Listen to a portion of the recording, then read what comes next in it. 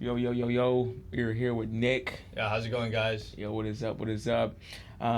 Nick, I met Nick actually. He had his, was it your McLaren? Yeah, Posted up in Valet, Brickell City Center. So we yeah. came and set what's up. And yeah, man, it's been a while since we've caught up. So yeah, what's new? It's been What's a new? minute. Been good. So I've been actually back and forth in New Hampshire. I sell products on Amazon, and we opened up our warehouse up in New Hampshire. It's 14,000 square feet.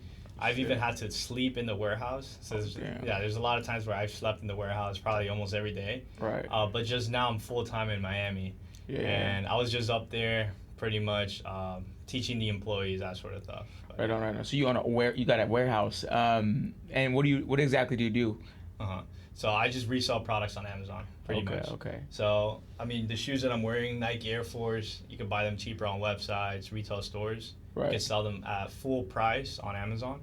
Right. And I do that at different categories, like your beauty products, shampoo, like anything. Right on, Like, right literally on. anything. And how'd you kind of get into that? How'd you get started? Bro, I mean, I think just like a lot of entrepreneurs, I was tired as fuck of my job. Like, I hated it. Yeah. And so because of that, my friend was actually selling on Amazon a year and a half before I started. Right. So I told him, like, dude, I hate this job. I asked for promotion. They denied it. Like, I want to get the fuck out of here. And he pretty much told me, like, oh, why don't you just do what I do? And I'm like, can you tell me what you do? And he said that. Like, he doesn't create his own brand, his own listing. He would literally go to the stores and just buy products and then sell on Amazon. Yeah. And, like, that sounds fucking simple. And that's how Right. I started, yeah. Right. Yeah, that's cool. That's cool too.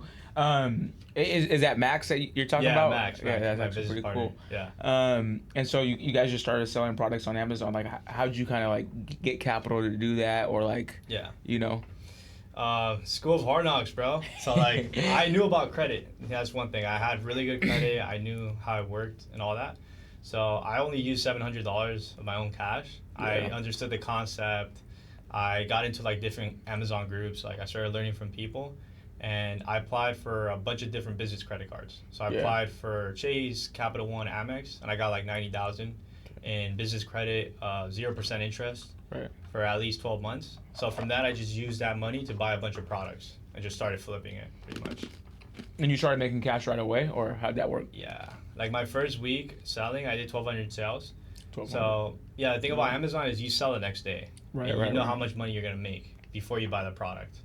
So I bought the product. I started doing FBM, which is you shipping it out to the customer yourself. Yeah. So I went to Dolphin Mall. It's like a mall here in Miami. Yeah. I went to Ross, and my first ever product was a Fila shoes. Fila shoes. And people make fun of Skechers, Filas, and Yeah. but people buy it. Of course. Yeah. people There's a buy it. market for it, right? Yeah. So Yeah. I bought Fila shoes, and the next day I sold. Next day. Yeah. That's crazy. Yo, the next day. And what'd you sell for? Did you make like $100, $50? I bought it at, where the fuck did I buy it? I think I bought it at Foot Locker. Foot Locker Champs. Yeah. And I use this software called SellerAmp, where you just scan barcodes. Yeah. So I scanned the shoe. I'm like, dude, there's no way. Like, this shoe's actually good. So I bought it. Yeah. And yeah, the next day, I bought it for $23. I sold it for like 64. 64. Okay, Yeah. cool. So you were like, yo, this is Yeah, I was lit. like, yo, this shit sold. Yeah, Like, yo, yeah. what? I just made in an hour what I would make, in Yeah. yeah. So that's what's up. And then that's when you were like, all right, cool, this is what I'm gonna do. And then you started Yeah. ramping up, kind of like Yeah. buying different products. Now, any time did you just have inventory sitting? Because you said that you had the inventory that you were buying and then shipping it out. Yeah, So, yeah. how was that? How was that process? So I started off doing FBM. Like, I would ship it out to the customers myself. Yeah. But literally, I only did that for like a week and a half. Because Okay. I understood FBA is better. You get to sell more volume. Yeah. So I would go to the stores and I would ship it out to Amazon. Yeah. Amazon would then ship it out to the customers for me. But then I also got really good at finding online websites. Right. Because you could, there's coupon codes, flash sales going on. Of course. So I became really good at finding products on online websites. Yeah. And I was prepping it myself. So this was like a pain in the ass because I had a decent amount of capital. Right. But for you to ship it out to Amazon, you have to prepare it. You have to like Get the if it's- boxes, all that. everything, all that Yeah, bullshit. yeah. And like you have to do it. But then I learned about a prep center, a fulfillment center, which is what we own now.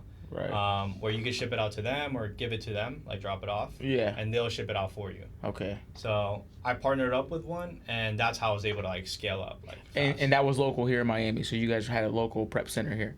So when we would go to retail stores and buy products, Right. We would drop it off at a warehouse here in Miami. It's called iLogistics.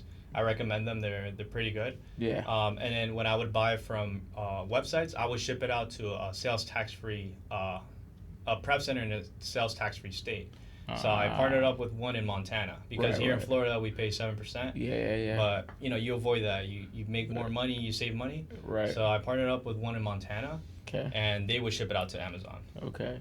And so these are two different streams of like, without selling, you would go and drop your product up there, Yeah. so they can. So when it does sell, Yeah, you just have to have it like in an organized way. They have like this Google Sheet thing where Right, you right. put like what product, the quantity, all Right. that good stuff. right. That's actually pretty cool. And how long ago was this? So I started last year, March. March. Yeah. Oh wow. So you've been only at this for about a year and a half. Yeah, year Yeah. and a half, yeah. And then between when did that take you to get a McLaren? Like how long did it take you Yeah. to start driving a McLaren? So I actually got it in February this year. Okay. So it's in less about than a year. Right. Yeah, 11 Yeah. months. Yeah, that's cool.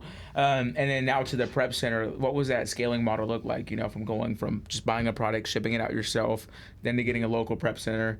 Then now you guys own your own prep center. Yeah, we have our own prep center Yeah, now. so that's pretty cool. Yeah. How'd you guys get to that point with all in under a year? It takes businesses a long time to scale at that magnitude. I would say it's all edge in the market.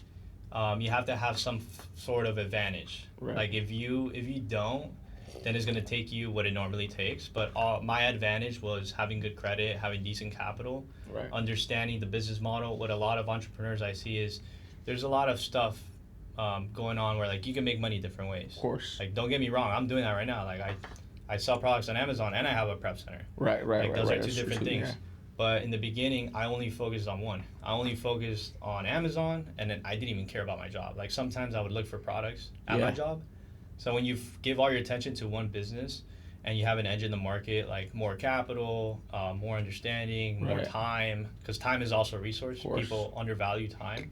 Then you're able to just like literally smoke your competition. Of course. And then when you're in a niche or an industry where you have there's a saying like the people that's made the most money in the gold rush are the people that sold shovels. Right. So when Yeah. you're a competitor, you're looking for gold, right? You're digging Right. for gold. I'm selling on Amazon, but then you also want to sell shovels. Right. So if you're a really good competitor, you get to network with like other competitors, and then when you want to end up like wanting to do a third party service, everyone knows you in the community. Of course. So when you open up that business that's relevant to everybody, which is Right. a fulfillment prep center, like a lot of people use that, it's very easy to get your foot in the door because it's natural. It's Right. not like out of nowhere, like, hey, I'm teaching people how to trade stocks. Right. Of course. Like, what the fuck? Yeah. That Right. has nothing to do with what you're doing. Right. So because of that, I had an edge in the market. And I Right. was able to do a prep center and just building it up right now.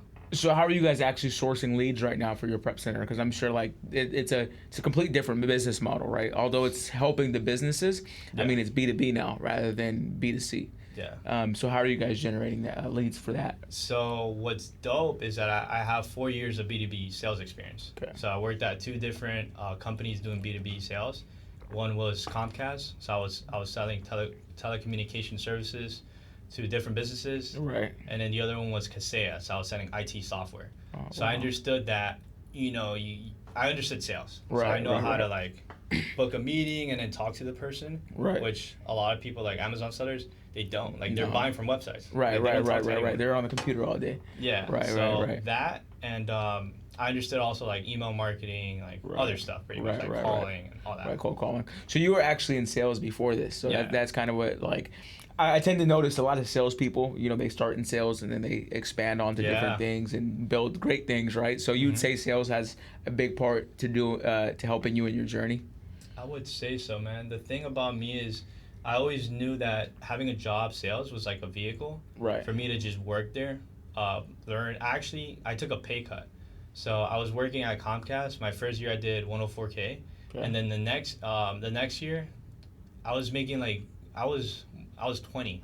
And I was in my head I'm like this is pretty good money for like 20 years old.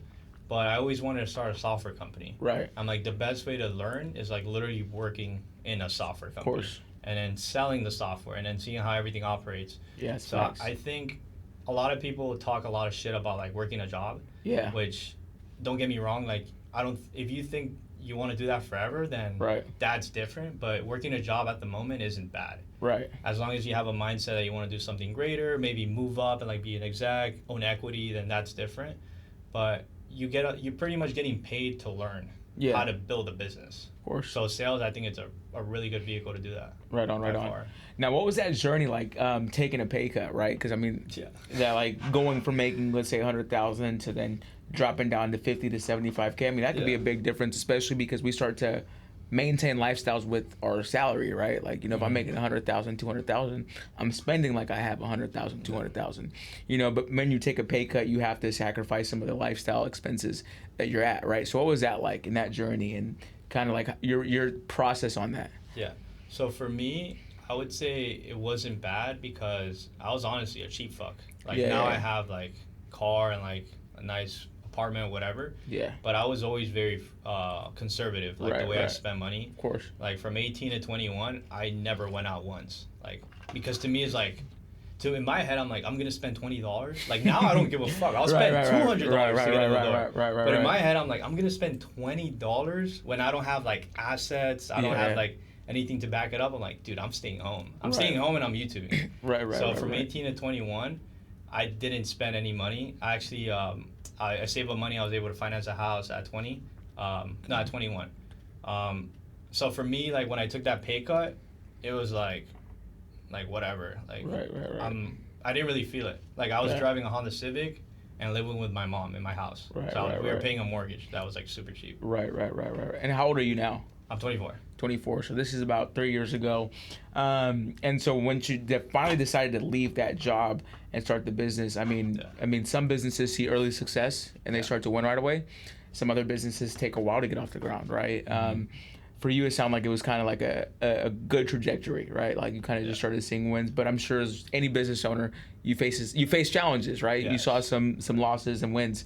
Can you talk about some of the challenges that you faced during the during that process of starting a business? So I first want to talk about because you just brought it up right now, like the trajectory. Yeah. So my shit like low key blew up like super fast. Right, So like right, second right. month I did 64K in sales. Wow. In that month. Yeah. So Damn. it was Sheesh. because of the amount of capital Right. and like that you were understanding. investing. Yeah. But what happened like 2 months later, so one of the biggest challenges is when I was working with different prep centers. Right. So the last prep center, and this is the reason why we started our own prep center, because Right, a lot of right. them suck. Right. Like they're really bad. They don't sell on e-com. They don't know your Right. point of They're view. just fulfillment. Yeah, they're just trying to fulfill your shit. Yeah. Make money off of it.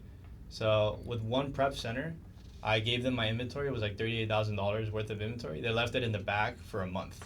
So they just wow. forgot about it. And Wow. honestly though, that's another mistake on my end. Right. Because during that time I was partying. In my head, Mhm. I'm like, dude, I'm making good bread. Like, finally quit my job.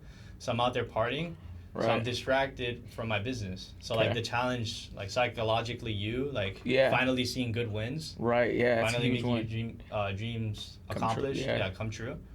So that's going to deter you from looking at your business. Right. So that was a challenge. Then the prep center, that was a big loss.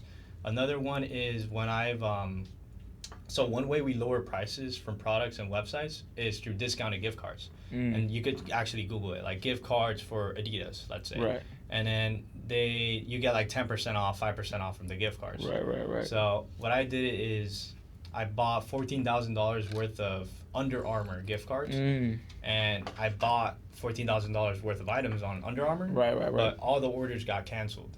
So I was stuck with $14,000 worth of gift cards. So because of that, I had two things. Either I could sell the gift cards at a loss Yeah. or go to the retail store. I went to the retail store and I spent everything like with the gift cards I had. Yeah. The products were whatever. Right. And what ended up happening was I took it all to the prep center, I dropped it off, and they said like 90% of everything I bought I can't sell. So I had to go to the prep center, pick it up, and return it to the store. And then returning it to the store took like 2 months because Right. they wanted everything organized in receipts. Right. And all that Right. Yeah, 'cause BS. it's $14,000 worth of inventory. Yeah, they're gonna be Yeah, like, yeah, dude, what are yeah, you yeah. like? That's What are you crazy. doing here? Yeah. So that was really bad.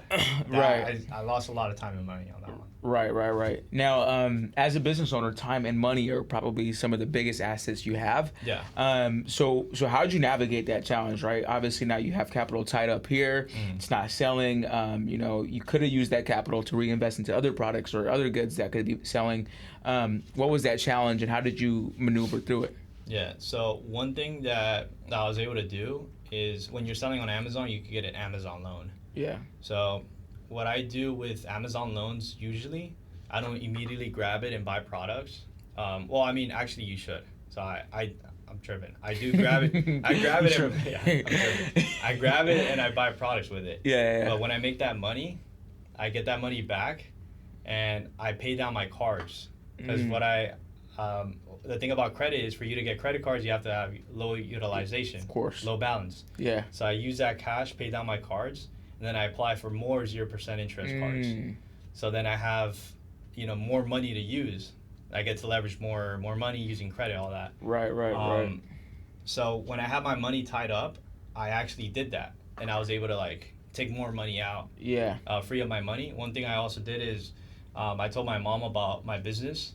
And she was like, yeah, of course I want to help you. We're from Ecuador. I'm from Ecuador. Right. First generation U.S. citizen. Okay, that's amazing, yeah. So she was like, whatever the fuck you need, I got you. And then I used her credit to get business credit cards. I opened up an LLC under her name. I see. I applied for different credit cards. So I was just, in my head, I'm like, let me get as much money as possible. Right. So if anything happens, right, I got this cushion. Right. So when you set it up that way, with my mom, I got $60K. Oh, wow. 0% interest for at least a year or whatever. Right. So when you set it up that way, you could be very strategic. And yeah, because you can move your money around. Right, because you have more capital. Now, to be fair, to be honest, there's a lot of people out here that are listening to. They're like, yo, I want to do exactly what you want to do, but capital is the number one thing, right? Mm-hmm. And so if they're not in the position where they can leverage credit or can gain as much capital as you were within your first year, what advice would you have for them? Yeah, I would say, and because we have an Amazon community, and I have some students that ask me that, and I always tell them I'd much rather have $3,000 and know how to find products, know what's a good product and buy a product, right, than have $200,000 and not know how to do it. Of course. Because then you're gonna fuck up. Yeah, $200,000. That's you're gonna have all this money, and then one thing is you're gonna be forced to okay, I need to spend this money, but you don't know how to. Right. And then that whole thing of I have so much money, I need to spend it now.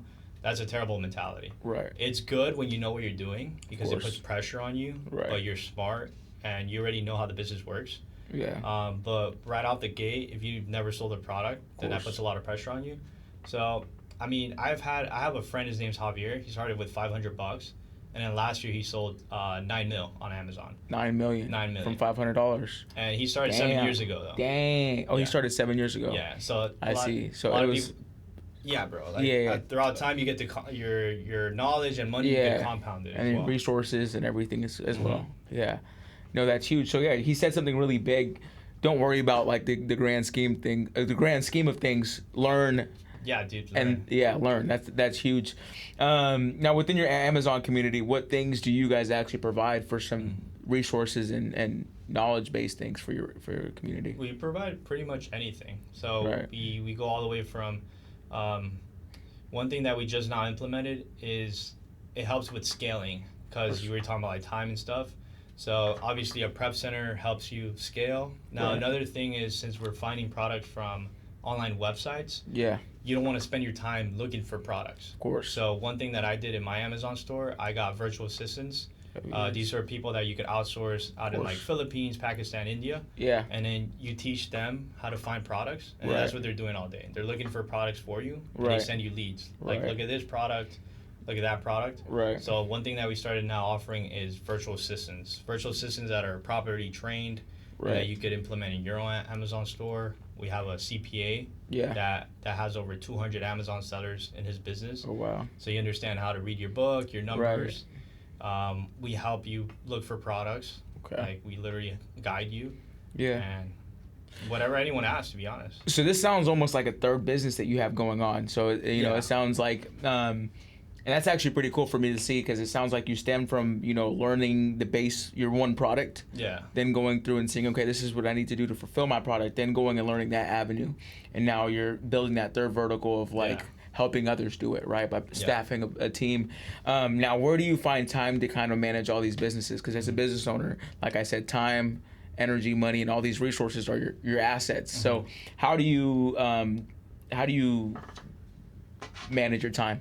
I would say it's all about creating systems. So when a business, that's all it is. It's a system. And what I tell people is, the owners the founders that the owners of Walmart aren't at the cash register, right? Right. They have the person that works in the cash register, then there's a manager, and then there's a GM, and then there's whatever. So when you create systems of both people and actual systems, like when you go to your job, software, like software's involved, how to organize things. Right. So when you have a business like our fulfillment center, I don't have to be there and prep the products because there's an employee. And then for the employee to see what products he needs to prep, we have a software where he could see products that came in and shipments that have to be made that day and orders that he has to take care of. Right. So when you create systems in place, you first have to test it out yourself. Of course. So put yourself in that system, see how everything works good. Take yourself out of that system, put someone else in it. So you can do that with any business. Of course, yeah. And if you can't, that's not a business. Right. It's not a scalable business, at least. Because you can't. Like, a lot of people now, some people, they trade Forex, trade crypto, and I have nothing against it. I used to do it myself. But maybe there's a way you could create a system for it to work on its own. But if there's not, you're always going to have to trade yourself. Right. Time for money. You're always going to have to be there looking at the charts and doing it yourself. Right. Some people don't care. I want to create systems that does it all for me, and I could just one day eventually walk around with a bunch of businesses that work on their own and I just make money. That's my goal, like with any business I want to do. Right. Now, within your business, I know you, like you said, you have your business partner. How many founders and co-founders and then executives, like, let's just start there, like your kind of structure for your business, and then trickle it down, what like between you and your partner, do you guys have a third partner, a silent partner, an investor? Like, how are you guys, because you guys are both pretty young, right? Yeah. How are you guys able to, one, equip yourself with the knowledge needed to go execute, and then two, actually develop what you guys have developed? Mm-hmm. So for my own store, it's just me solely. So I own 100% equity, ownership of my own Amazon store. Okay. For the fulfillment center, it's me and Max. The way we did that is we found an investor. The investor was able to put up $50,000. That gave us money for warehouse racks, shelving, the software, and then months worth of employee salary. Right. So we were able to use that, and then it's just 50% ownership of the fulfillment center. And then right now the hierarchy that we have is a manager and 3 picker packers. We have the full capacity of doing around 15,000 units per day. Oh, wow. At full capacity, meaning full employees. Right. So that would be more so of like 6 managers and 7 picker packers under each manager. So that's a big center you guys have. Pretty. Yeah. It's 14,000 square feet. Okay, I see. So you guys can move actually a lot of product. Yeah, that's a lot. There's a lot of space. But my goal that's like a 10-year long-term thing. And then for the community that we have, it's honestly just me and him, and then we have a Discord moderator. Right. So that Discord mod, he's just making sure people are like active, like seeing what's up. And everything else is managed through softwares. We send out reminders of when like our weekly meetings are happening. Right. That one's like super manageable. Right, for sure. Something that we're all on our phones 24/7. Yeah. So, and then with that being said, going into, that next phase of like, equipping people with knowledge, I noticed that you guys just started your own podcast, utilizing social media to, share your resources, right? So what's kind of your plan for social media and your growth and some of the things you have in mind? My biggest project that I want to do is for my YouTube. To be honest. Yeah. Yeah, I feel like YouTube is really where you get to know somebody at a personal or business level, whatever way you want it, whatever way they want to portray themselves, pretty much. 100%. So with me, I want to be able to do like vlogs of not just my life, but like my day to day. Like I don't just wake up and drive 180 miles per hour in a McLaren all day. Like, dream life. That's not what I do. I wake up and like, just like I told you in the elevator, I woke up and literally had a meeting as soon as I woke up. Right. So sometimes I do that. but Right. that gives me time to be able to do everything else that I have. So I want people to have that non-transparent Right. That visibility and to the my inner life. look inside, what it actually takes, the day to day, the struggles, the wins, the losses, all that, right? Is that And I get to document like my whole journey too, because Right. Hermosi talks about that. Yeah. Like, imagine if you were able to see all these great businesses when they first started. A lot of course. people, they see Amazon as the humongous monstrosity that it is right now, Right. but they don't see Jeff Bezos. They don't see a clip of Jeff Bezos going up to Yeah. his dad and saying, "Hey, Dad, let me borrow $200,000." Yeah. And then going up to his manager or boss saying, "Hey, boss, I think I want to start a business." Like, they Right. don't see that. They don't course. see the first levels where he had to break through. Right. So being able to document my journey is also like really important. Of course, yeah. I mean, documentation's everything, because now it just shows anything is possible. Like Yeah. you said, a lot of people look at Amazon, Tesla. I mean, Tesla was about to go bankrupt Yes, right before dude. they. Yeah. So most people don't actually calculate what it takes to succeed, Mhm. And I like that you said that personal, like, inner life of, I like, think that's why people like Elon a lot. Right. He's so like, he literally tweeted, Tesla's going bankrupt in like a couple days or something. yeah, he did. And then he got some funding, or Yeah. I don't know what happened, but He got a $50 million loan like 2 days later 2 days later from that tweet. from that. Yeah, that's crazy. That's yeah. transparency. Transparency, For you, bro. right. Like and people, the thing is, like, you and me, like, all right, so if someone told me like, yo, I think I might, like, I'm running out of money, Yeah. I'm not gonna be like, oh wow, that never happens. I'm gonna be like, dude, like, Yeah. I almost ran out of money. Exactly. Like, 'Cause we've that been in the happens. trenches. Yeah.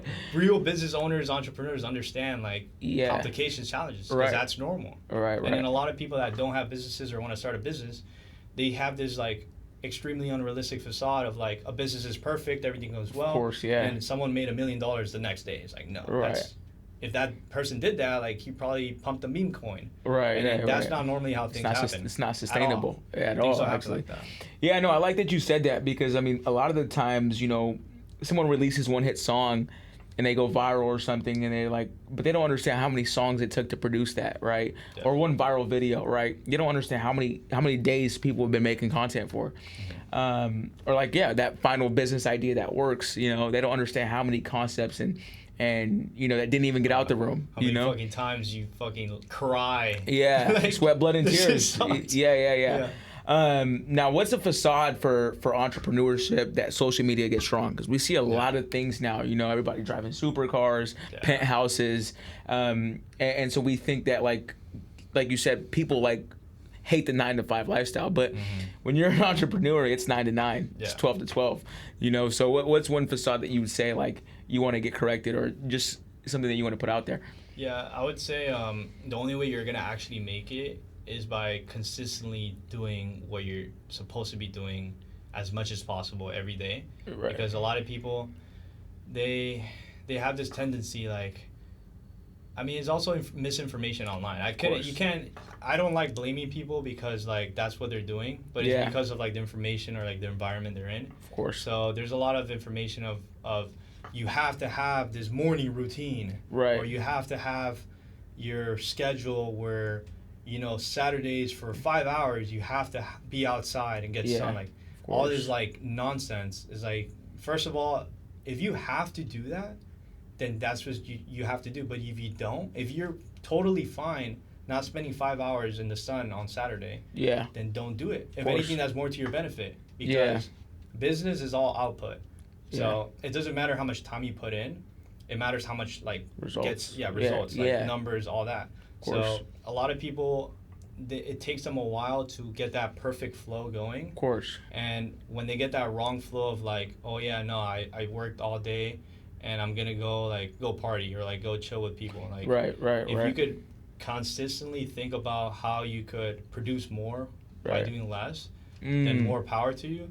But a lot of people, they don't teach like that. They don't teach that you have to have systems in place. Right. So for them, it's just whatever's online going viral. They want to research that topic, get Yeah. motivated, look at a couple videos, and then go back to like their regular life. Like, Yeah, I'm yeah, gonna yeah, get that car yeah. and then not do a single fucking thing the next day. Right. No, I mean, that's huge. I think I mean, that's what it comes down to. Like, there's so many different $1 million ideas Yeah. that we're exposed to now. Like back in the day, like for you to get like knowledge on information on one thing was Yeah. very difficult, right? But now the issue is information overload. Yeah. So any industry I want to learn, I can go on YouTube, search it up. I can get any information I want on it. I can now go to ChatGPT, say, hey, build me X, Y, and Z, and it's there. And so now most people get paralyzed by that because they're like, it's just today's this, tomorrow's that. And so they're all over the place, right? Whether that's e-com, forex, Yeah, I mean, everything. you know, like Copywriting. everybody's trying to get rich and quick, right? But it's not really that way. Like you Yeah. might see early success, but at the end of the day, to sustain that, you have to build and continue to build, or it's just gonna fall. Because with no foundation, you know. Yeah, exactly. Yeah. The foundation is important. A lot of people. That's another thing. A lot of people overlook the foundation because I have friends that they were able to make a lot of money from their business because they got taught well. They were right in the community. They did that part. They didn't do wrong. Right. What they did wrong was after they succeeded. They saw the big win. They're like, yeah, bro, I made a lot of money. Accounting doesn't matter. Operations doesn't matter. Right. Your systems don't matter. You putting time into the business to keep growing it doesn't matter. Yeah, That's what there's their mentality. Yeah. And then that's what makes them fall because they end up making a lot of money, succeeding. They see their little success. They're like, all right, bet I made it.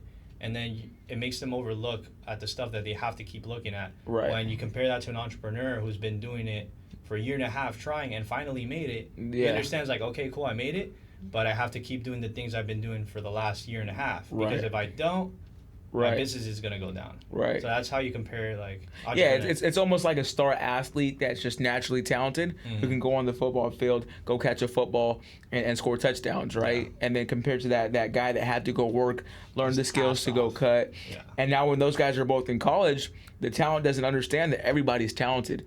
So the people who work hard and is talented are the people that are actually going to succeed. So I like that example there. Now, what was it for you like, right? Because I mean, everybody when they touch money, they have to get distracted, right? Because I mean, they don't have to, but majority of the time you end up dabbling in things that you didn't have access to before, right? So when you started making money, like you said, you kind of started going partying. What was that phase like, and how did you get out of that phase? I mean, for me, there's different ways to get out of it, but for me, it was just like the failures, the challenges. Right. Like I saw my business starting to crumble. Right. And I had to really like sit down and think, why is this happening? I mean, the very first thing, like, fuck, like, what just happened? Like, think of how you can fix it. Okay, like, right. For sure. Like, because that's all it is. Every day, I'm finding solutions. Right. This stuff breaks. Okay, how do we fix it? Okay. That's the first thing I did, how to find a solution, which is what I said. But then after I found the solution, I'm like, all right, why the fuck did this just happen? Right. Because I cannot let that happen again. And I started realizing, okay, like, probably shouldn't go out 3 days a week. 3 days a week. Yeah. Was that Friday, Saturday, Sunday? Yeah, sometimes Monday too. Sometimes Monday. Monday is crazy. Yeah. Real entrepreneurs go out on Monday. Yeah. It's when the networking really happens. Yeah. But that was also my first month living in Brickell. Right. Oh yeah. With So my boy. And we're like, yo, we're here. Like, you guys got 42nd floor, crazy yeah. view, and nah. Yeah. No, I mean that's keeping it real. So So I mean, let's talk about that, right? You go get the nice car, you go get the nice apartment. Like that's a reward for yourself, right? Like, hey, I can sustain this now because I put the work in. But sometimes it gets distracting because you have to go leverage those assets you just purchased, like the apartment or the car. So Yeah, for me, I got the we moved in June. Okay. So my second big month was May. So literally the next month. Yeah, he's like, I'm in. Let's go. Go. So in the apartment, but yeah, my car it was February. Okay, so so I mean that's still like a short time frame between February and March, you know, to acquire all these things, right? I mean, as much as we like to say like we acquire things for our personal needs, it's also for external needs as well. So how do you leverage that, like, you know, because then you go get a car, but you're not gonna go keep it parked. You know, you go get a nice apartment, you're not gonna just not have anybody over, but then you still have this thing you're building, you know? Yeah. So the way I purchased a car is actually very interesting. I purchased a course to purchase a car. Because the thing about a lot of people think like, oh yeah, I'll just go in a dealership and they're gonna qualify me to get a car. Right. I'm gonna get accepted. It's like, first of all, you're not gonna get accepted. Right, especially a nice car like that. Yeah, so McLaren was $150K, and the way it works is comparable car credit. So they look at your last loan of a car. My last car loan, $16,000 Honda Civic. Right. Yeah. I'm jumping from $16,000 Honda Civic to $150,000 McLaren. That's crazy. They're not going to accept me. So I had to go learn a course and see how can I steer step my way. I basically learned the whole course and didn't apply it because I was able to network. I met Walter from Fresh and Fit. Yeah. We met him at Boxer at the gym, and he posted on his story like, "Who wants a supercar?" So Max went up to him. He was like, "Yo, I saw your post." Yeah. So because of that, like, we want a supercar. And the next day, we literally went and got a McLaren. Yeah. Oh Yeah. wow. That's so because of that, we were able to skip the whole. I mean, networking is always going to get you there. Okay. Like, yeah. Of over course. anything. Over Like if anything. you know the right people, fuck knowledge. Yeah. Like you're, No, you're just hey. gonna get it. Hey, wow. Let's go Yeah. right into that actually. Now that we're here, the power of networking. Yeah. You know, networking is everything. You know, whether you're in business, whether you're a college student, networking is everything, right? So can Yeah. you talk about relationships here? Yeah. So networking is just like by far the biggest, most powerful thing in the world. Yeah. If you know the right people and your business, all right, let's look at two different people. Okay. One person very knowledgeable, knows what the fuck is going on. Network is mid. One person knows half of what the other guy knows. Networking is 2 times better. It's pretty good. Right. Both people are in the same situation where they're getting sued or losing money and they need help. This person is most likely going to lose. This person knows the right people and is going to continue going in business. Right. This person is not only going to continue going, the person that are helping them out, he's going to nurture that relationship and to do even bigger things than what he was doing just now, because that's business. Like if someone fucks with you and said, "Damn, you're in trouble," you know, like, "I'll help you out, we'll work something out." And then because of that, they're going to build some sort of partnership. Of course. Something greater than that happens. Can go from you. This guy's fucked though. This other guy, he's fucked. His network is terrible. He doesn't have a team. One thing I like to talk about a lot is because there's a lot of people that are selfish nowadays. Yeah. They're like, "Oh, what's in it for me?" Of course. Now, don't get me wrong. Everything in my idea, relationships should be transactional, because if I'm going to chill with someone, like, I want to make sure I'm chilling with someone's my mindset, that later on, you know, we could build something or whatever. But you can make them transactional. Right. So one of our Joseph, I've known him since he was 14. So he wanted to learn Amazon with me, and he was 19. So I saw potential in him. I saw this guy, you know, he likes to work hard or whatever. Right. So we helped him get different credit cards, kind of like the way I did it. He had $0. Same model. He had $0 cash. Okay. So he got, I think, $22,000 in credit. Damn. Yeah. At 19. At 19, yeah. So he just grabbed that money, bought a bunch of Adidas shoes, a bunch of other stuff, flipping it. And then what I told him, I saw like, wow, he's actually like buying stuff. He's actually like scaling his Amazon store. Right. Started teaching him about like Amazon. And then another thing we did is, I think it was come around like January, because he was able to flip the money that he got. Mm-hmm. I told him, like, dude, show your mom, show your sales, and like create a meeting with you, me, and your mom. And we applied for credit through his mom's name, and his mom got like $220K. Oh, so now Joseph went from like 0 to like hundreds of thousands to use for his Amazon store. Knows how to sell on Amazon. Right. And now he's a partner. He's not a partner, but he runs his Amazon store in our warehouse. Right. So if anything happens in the warehouse, his stuff is there, and he could also like help out. Like he matches on the employees, he matches on the software, he matches on the rent, and then he's becoming more powerful. So if you want your team to be good, you have to make them powerful yourself sometimes. Right. You have to equip them. Wow. I mean, that's actually a huge thing. The power of delegation and empowerment. Right. Yeah. So not only delegating tasks or asking for help, but then allowing these people to operate at their own, you know, so they can grow and learn, rather than micromanaging what you're delegating, because then you're not really delegating. Yeah, and that's a huge skill. Why that's very, very important, aside from like, you know, obviously benefiting, like they're knowing stuff, you could partner with them, but in the moment you get fucked, and if your team isn't powerful enough, they're not going to be able to help you. Right. You're fucked, because a lot of people, like when they're entrepreneurs or like thinking about entrepreneurship, they think about winning. I think about, what if I lose? Yeah. Like, who's going to back me up? Who's going to be there? Joseph is powerful enough. Max is powerful enough. Right. Julian's powerful enough. We got other guys in the warehouse that are powerful enough. Right. If my shit starts going down, they could all come together. We could plan something out, and they could help me. Yeah. So you have to think about, what if you lose? Who's going to be there for you? Who's going to help you like overcome that obstacle? Yeah, man, that's something I don't think a lot of hierarchy leaders do this, but you know, people who are in a position of power don't do enough, is delegate with empowerment. You know, they'll delegate, say I need X, Y, and Z done this way.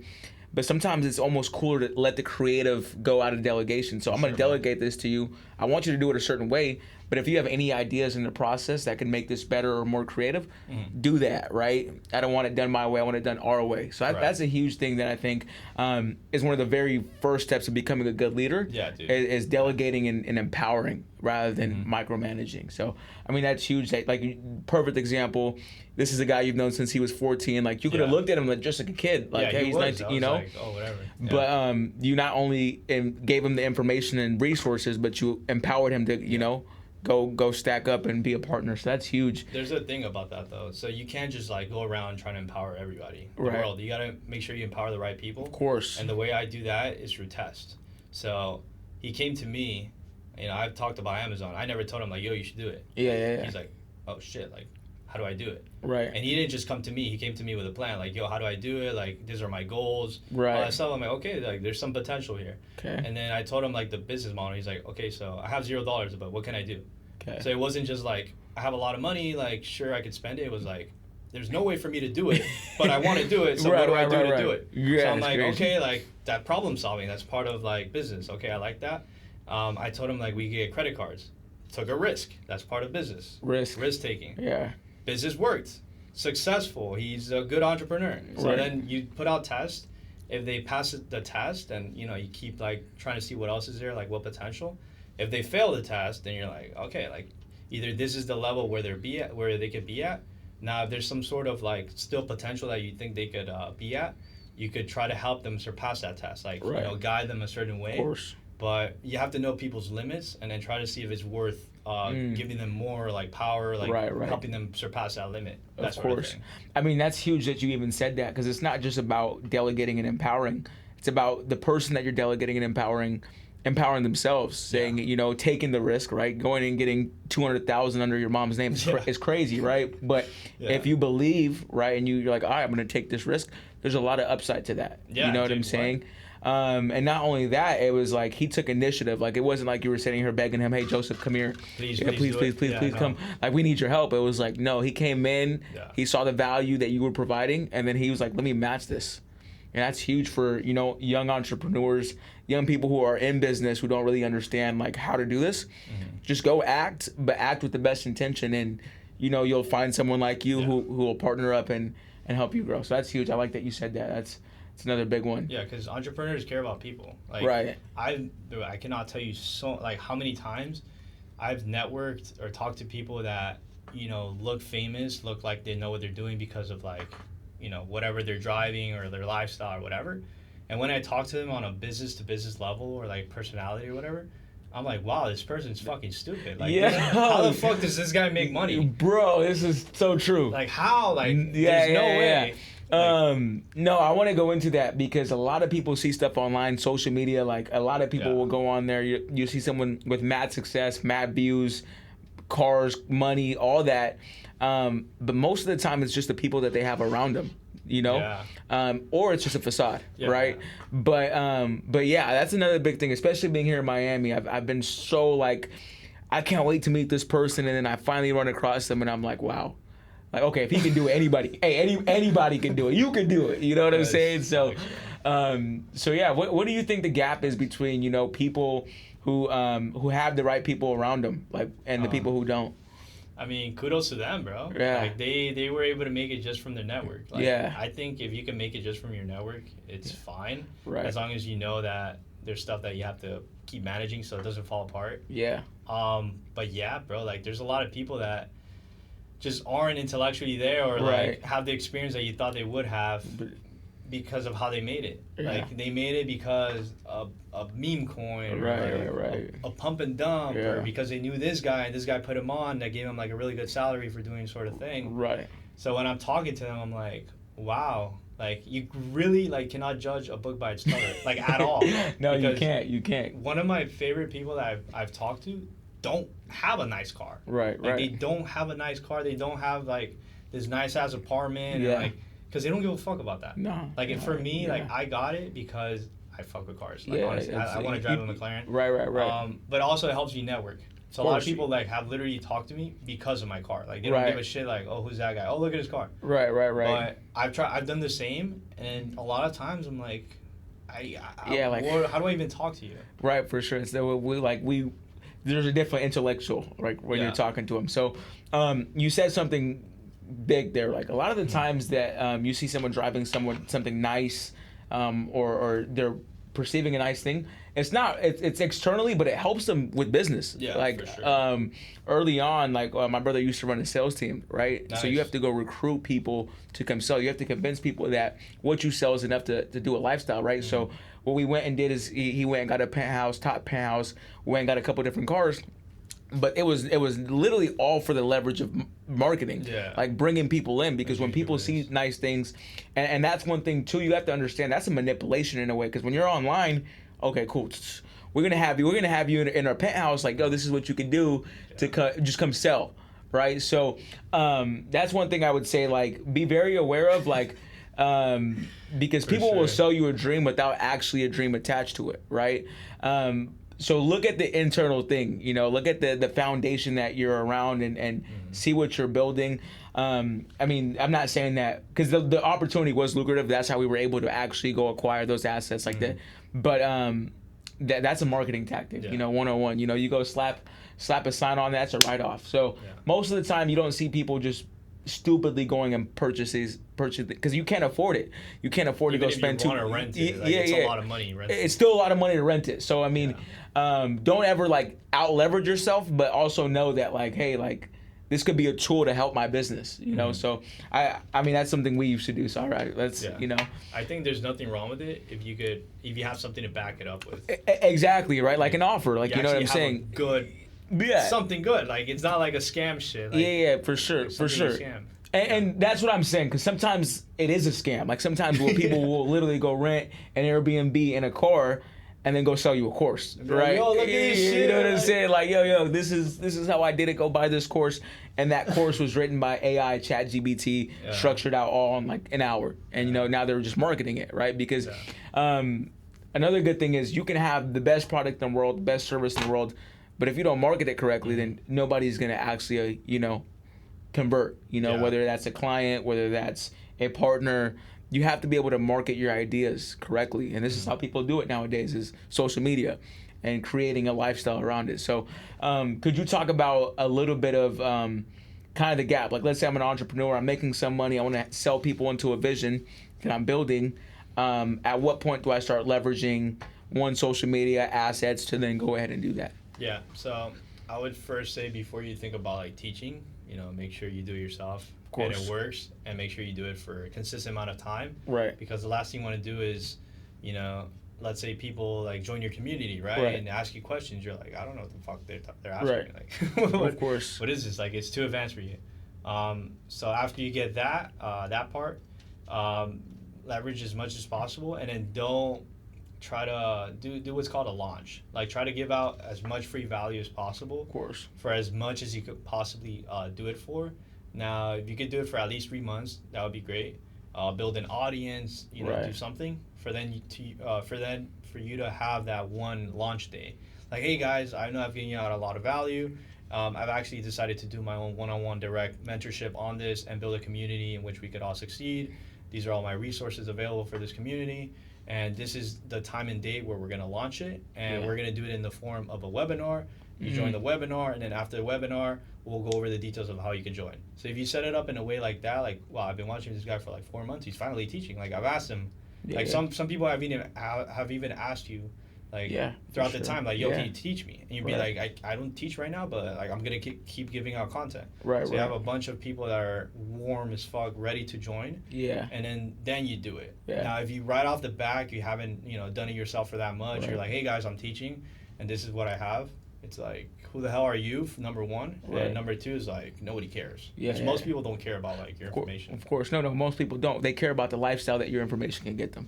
That's what it comes down to. That's actually some bad free game. Like, you're really dropping some bars now. It's info. Might have to charge for this. So outside of e-com, and obviously the fulfillment center and obviously the course, what are some other plans for you? Some of the things you're cooking up, or some visions that you have? So I think I'm really good with those three for a while, to be honest. Right. Like, I'm very happy and like pleased where I'm at. Like, I Yeah. don't really see myself opening a new thing Yeah. for at least like 2 years. 2 years. There's a fulfillment center. There's a 100,000 square foot fulfillment center, and it's 45 minutes away from mine. Oh shit. And they're doing 150,000 units a day. Right. E-com is growing. We don't just fulfill Amazon sellers. We Yeah. fulfill for eBay, Yeah, Shopify, Facebook. TikTok Shop, like a bunch of other third-party platforms. Your Yeah. own website. So I really want to scale that up. Yeah. My own Amazon store, I really want to scale that up because at one point we finally, not finally, but like a couple months ago, we finally delegated all the employees. There's a system in place. Right. So all I have to do is make purchases for it to go there, and it gets prepped. So if I could just get more money to keep Right, growing that capital. business, there's not really a limit because No, like 'cause it's like Amazon. a store. Yeah, it's like they sell 16 billion a day. yeah, so there's 16 not billion a day. a day, I did not know that. a day. 16 billion And a then day. 40% of everything you buy is from a third party seller. Yeah. Wow. Yeah. 40%. So that means 60% internal from Amazon itself. Amazon and not a third party seller like brands and like the rights Right. owner. Oh, right. It's not like Nike's actually on there. It's like a reseller of Nike. Right. Correct. So 40% of that is resell. 40% that is resale, and there's a lot of new edges in the market happening in selling on Amazon because Yeah. I have my own warehouse Right. and I have a community, so I could also become like another way you could buy products is from wholesalers, distributors. Right. So they Right. sell on Of Amazon. course. I could be a distributor. Right. Because And you already I- have potential buyers. Yeah, and I could also open up direct accounts with brands. Right, Because right. I'm a distributor with 150 members in my community that will Right. buy and all that. Of course. So that gives me leverage to buy a lot and then use some of that inventory to sell it on my own store. So Right. buying power goes up. So there's a lot of stuff there I want to like dive deep in Yeah. to keep growing it. And then the community as well, we're growing that a lot. We also call ourselves Ecom Success Network. So we don't call ourselves just like Amazon, FBA. Right. Because another thing that my partner has been diving into is TikTok Shop. So he's reselling on TikTok TikTok Shop. shop is huge He's right now. he's about to hit 1,000 in sales tomorrow, I believe. Yeah. Because yesterday he did like 800. Today might be like around the same. Wow. So sometime like this upcoming days he's gonna do 1,000 in sales. So he keeps like trying to learn it, and then we're Right. gonna roll out a community in TikTok. Mm. So then we have TikTok, we have Amazon, and Right. then I'm also selling on Walmart. So Yeah. I want to keep being good at like scaling up the Walmart side, Yeah. and then get a community for Walmart. So I want to do like everything e-com. Right. pretty much. So back to the delegation conversation, because like Mhm. you said, in order for you to continue to scale and get to other things, you have to be able to delegate other things. But Mhm. your current delegation, you said just a few months ago, you guys delegated the whole operation. So now on your e-com side, all you're doing is purchasing products to go to the fulfillment center, Mhm. right? And then now your other focus is on growing, Mhm. right? Now, what specific, because when you're delegating, like I said, you have to be able to empower. Have you had issues where you've staffed somebody and it just didn't go right? Now you have Yeah. to staff someone else, and in the process of empowering Yeah. the person you're delegating to. Yeah, but it ended up going well. So I have one guy who's part of our warehouse, and when he first started, the thing about a warehouse is that it's a fixed cost. Yeah. Now, when you work with a prep center, it's a variable cost. You know, they Mm. charge you a per unit fee. Right. So the more units you send out, the more you spend on prep center fees or Right. whatever. Warehouse, it's a fixed cost. So for you to get a warehouse, it has to mathematically make sense. You have to ship out Enough a certain amount of volume Yeah. for you to break through. Like, okay, like now it makes sense. Right. So for the first 3 months, this person wasn't breaking through that number. And then he was starting to get very sad, depressed, and like just like always scroll on Instagram, look at different like bullshit like video Yeah. game YouTube videos. Like I was like, yeah, dude, distracted. And you were, because you were here at the prep houses too. I was in You the were- warehouse and I Right. would see that every day and I would be like, at one point I grabbed him, I'm like, all right, look, bro, what's going on? Because like it's been Yeah. going on for a minute, and he brought it up to me, but he brought it up to me in a very depressed way, where honestly, like I'm not the type to like push you away if you're sad, Yeah. but I walked out because I didn't know what to say. Yeah, you were just like like that. frozen, like. I always know what to say, but that was like one of those moments where I'm like, I don't know what to say, so I just left. Yeah. Next day, we're in the truck. We're like, all right, like, bro, like, Yeah. here's your situation. I actually created a solution for us. What you're gonna do is you're gonna hit up all your people, your mom as well, whatever, whoever has good credit, and you're gonna do what we do, right? Like we get people credit cards and 0% interest. You're gonna hit them up, and we're gonna do different meetings. I'm gonna be in those meetings talking to them as well. And then we're going to do what's called a round of funding. We're going to get different credit cards under their name. You're going to give them a percentage of your sales or interest on the amount of credit that you use. And you're going to use their money. You're going to buy more products. And at first he's like, oh, I thought you didn't listen to me because like, he thought he was being too sad. I'm like, no, because I didn't really know what to like. Right. But now I'm telling you, like, this is what we're going to do. He's like, okay, I think I could do that. And then after that, in my head, I'm like, okay, I mean, he said he could do it, so like, I think we're back on track. So now he's pretty much good. He was able to like, he got his mom, his brother, and one of his friends. And now his friend likes the Amazon business, is gonna bring in an investor to his Amazon store. So it all worked out. But it's just having that conversation with them. Right. And that's another thing about business. A lot of people, like, when they're doing business, they usually start off with friends. Yeah, and of course. It's very hard to have those hard conversations. Yeah, because it's like it's your boy. Yeah. It's like you can't really tell your boy like, dude, I think this isn't gonna work out. Right. Because it's your friend. Yeah, You've known him for a while. Of course. So he was my friend. I met him in high school. So I told him like straight up like, dude, if you don't do this, like you can't be in this warehouse. Like, You're giving like terrible energy. Like everyone's like, what the fuck's wrong with this guy? So we're gonna have to do this. Either that, like you have to find another way to get more money. Like I don't know what else to tell you. Right. That's a tough conversation that most of the time you're gonna have to have at some point in the business. Yeah. You might have to revisit that conversation in 6 months on a different topic, right? And how would, I mean, that's huge just because, like you said, most of the time you're starting with friends, but how do you navigate that relationship now? Because now you know, business is business, regardless of the relationship we have, business is business. So how do you navigate having these conversations, delegating certain tasks without pride and ego being involved? It's very hard, bro. Yeah. I'm not gonna lie, sometimes it's so hard that it's not doable. Yeah. Sometimes it's so hard that no matter what you put into it, like the amount of time and energy, you just cannot do business with that person, no matter how intellectually good and savvy and like how much value you think they're gonna bring into the business. Right. Because of that relationship and because of like what you mentioned, pride. Right. Pride is a huge thing, mostly in men. Yeah. Because if you and your boy are starting a business, both at the same level, and then anyone from outside can say, hey, that guy's obviously, like knows what the fuck he's doing more than this other guy. Of course. And that guy that knows what he's doing is telling the other guy, like, hey, I think we should do this way. Yeah. The other guys would be like, what the fuck do you mean? Like, like, right. we're going to do it, like, this way. You can be like, look, bro, like, I think we should do this way because of X, Y, and Z. And that way actually makes sense. But he's not going to listen to you because he's stagnant on that. He's like, we both started this. Yeah. I think your way is wrong. Yeah. And he's never going to see, like, your perspective. And that stuff is always going to cause blockade. Right. And it's just not doable. Right. Sometimes it just cannot be doable. And have you run into that situation yourself where it just was at the point where, like, as much as gifted as they are, as much value as they bring, the pride overshot, right? Because they don't have the mindset of like, no, this guy's more knowledgeable than me, or hey, maybe this route would work. They're like 10 toes down on what they believe. Have you been in that situation? Never to that point, but I've seen like where it could get like that. Yeah. Max and I pretty much, because bro, like, I mean, dude, he started a year and a half before me. Of course.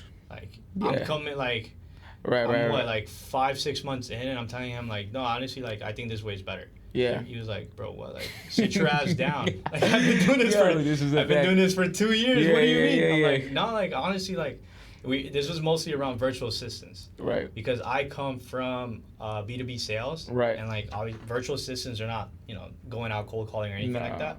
But there's an environment in place. Like, we have a way they could send leads, a way to track your leads and how much money they're making. To like, manage them pretty much. And I took my past experience to bring it into this, because him and I, we share the same virtual assistants. Right. So I took that past experience and I brought on. I'm like, honestly, like, I think we should set it up this way and do this and do that. And he's like, we're like, he was double checking me, like fact checking me. He's like, why, where, like, when? Because he, like, I'm not like saying like he comes from a terrible experience background. He was a server. Right. So just completely different. There's stuff. Yeah. But he also worked at a warehouse. Right. So he has some stuff. But I came from like a digital environment where you could talk to people virtually all the time. Of course. And that's what we were dealing with, virtual assistants. So he was like, just questioning me a lot, Right. like a lot. So he didn't want to do the VAs at first. It's not that. It was more so like, just didn't think that I was fit to make that choice in a way. Meaning you were pitching him on the idea of bringing VAs in, and he was like, "No, we got to do it all in house." Or you guys already had the VAs in, Yeah. and he wanted to structure the relationship differently that you guys have with the Yeah, VAs. correct. Like, why Discord? Okay. And then why are they using Google Sheets? And then why are we having meetings this times? And then why this frequent? And then why are we talking Right. to them in the mornings? And why are we having a stand-up meeting? And then why are we having an end of the day meeting? Like, why, Yeah. why? So it was just like a lot of like, I wish you were there, like when I was working, because that's what we did for Right, 4 years. right. Because you're watching someone like a big IT company operate. Obviously, you can take Bro, whatever yes. tools and plug it in. But he's coming from like, no, I'm at a warehouse.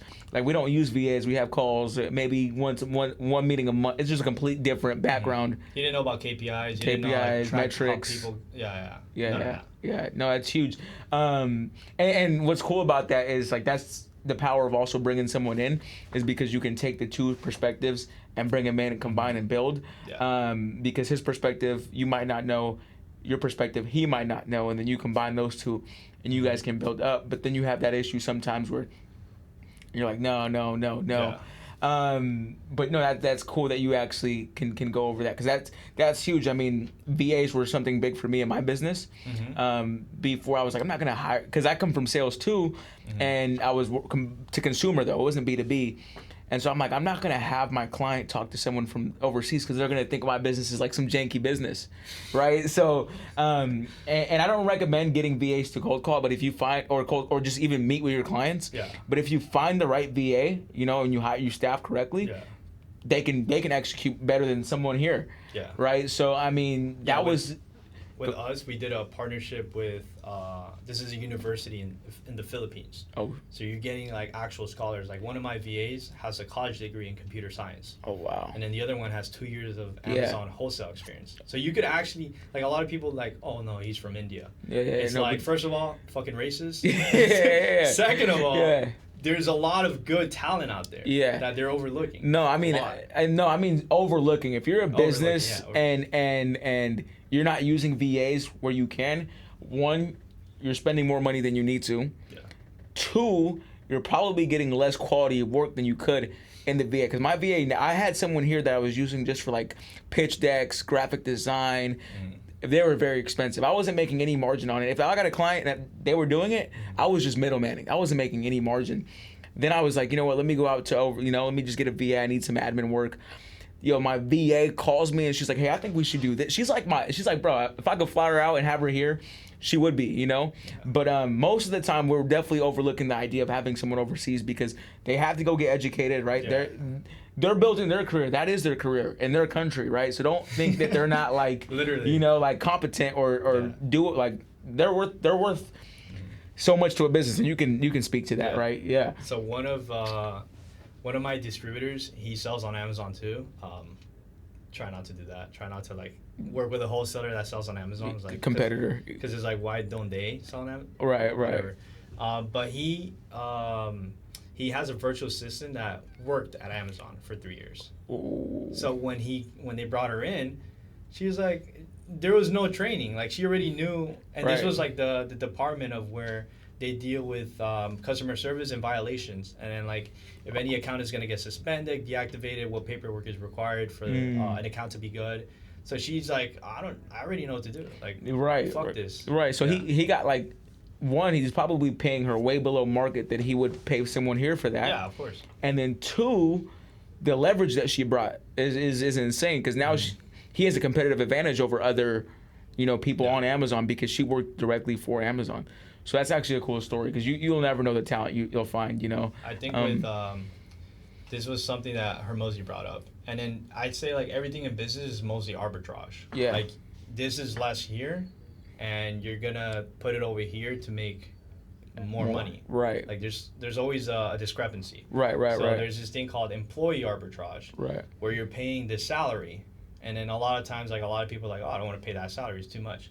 But the amount of value that you're getting out of that because of that person's contacts, experience, Right. mindset, work ethic, Right. what they're going to bring to the table overall, is like you make way more money. Yeah, the Like, way expense. more money. I mean, it's just like, yeah, expense profit, right? What am I Way more spending for money. this to get this? He brought that up because he was paying an employee $1 million a year, and then from his estimates, she brought in $10 million the next year. Wow.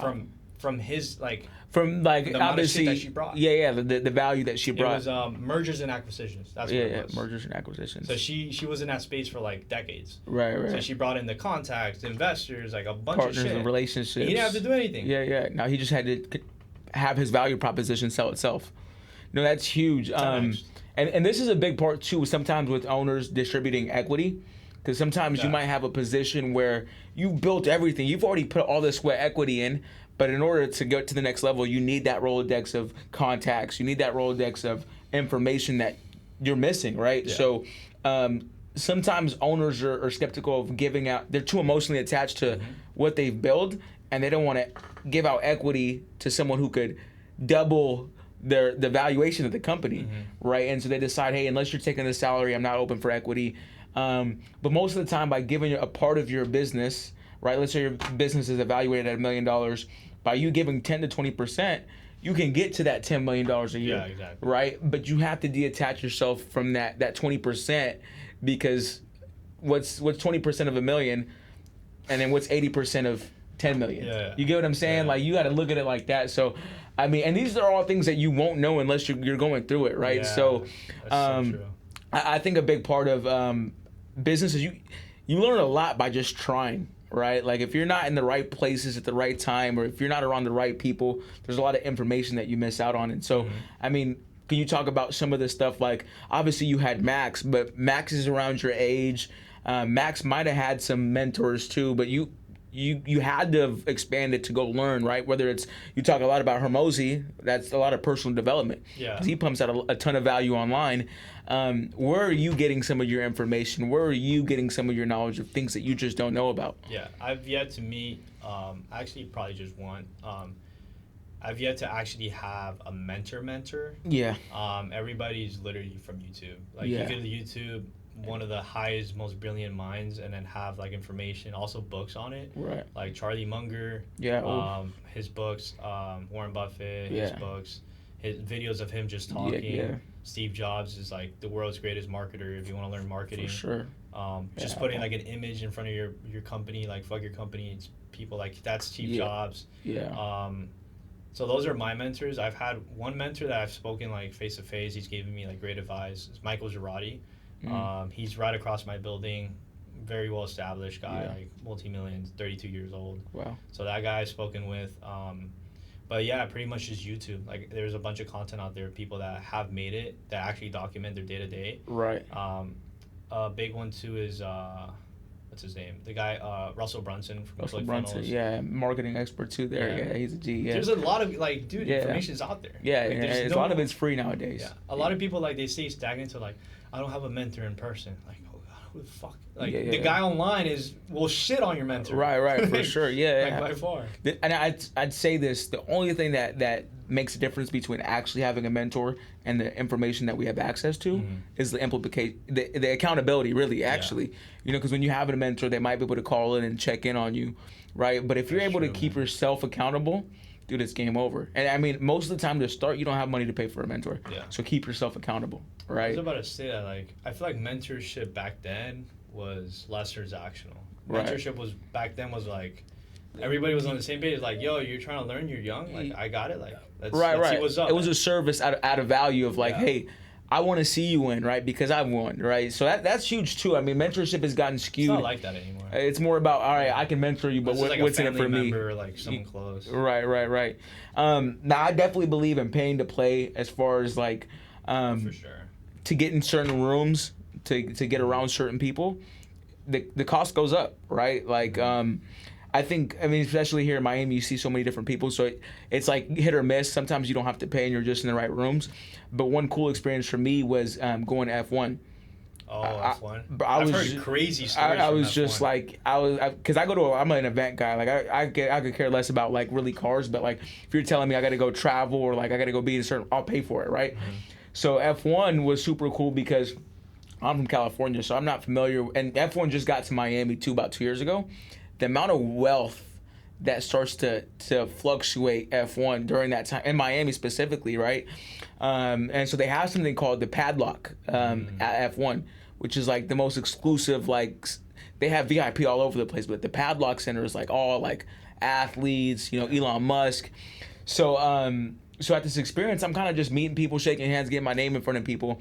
On the third day, Elon Musk pulls up in a helicopter, like stops the whole thing. Like everybody's like watching F1, everybody's just like, what's going on?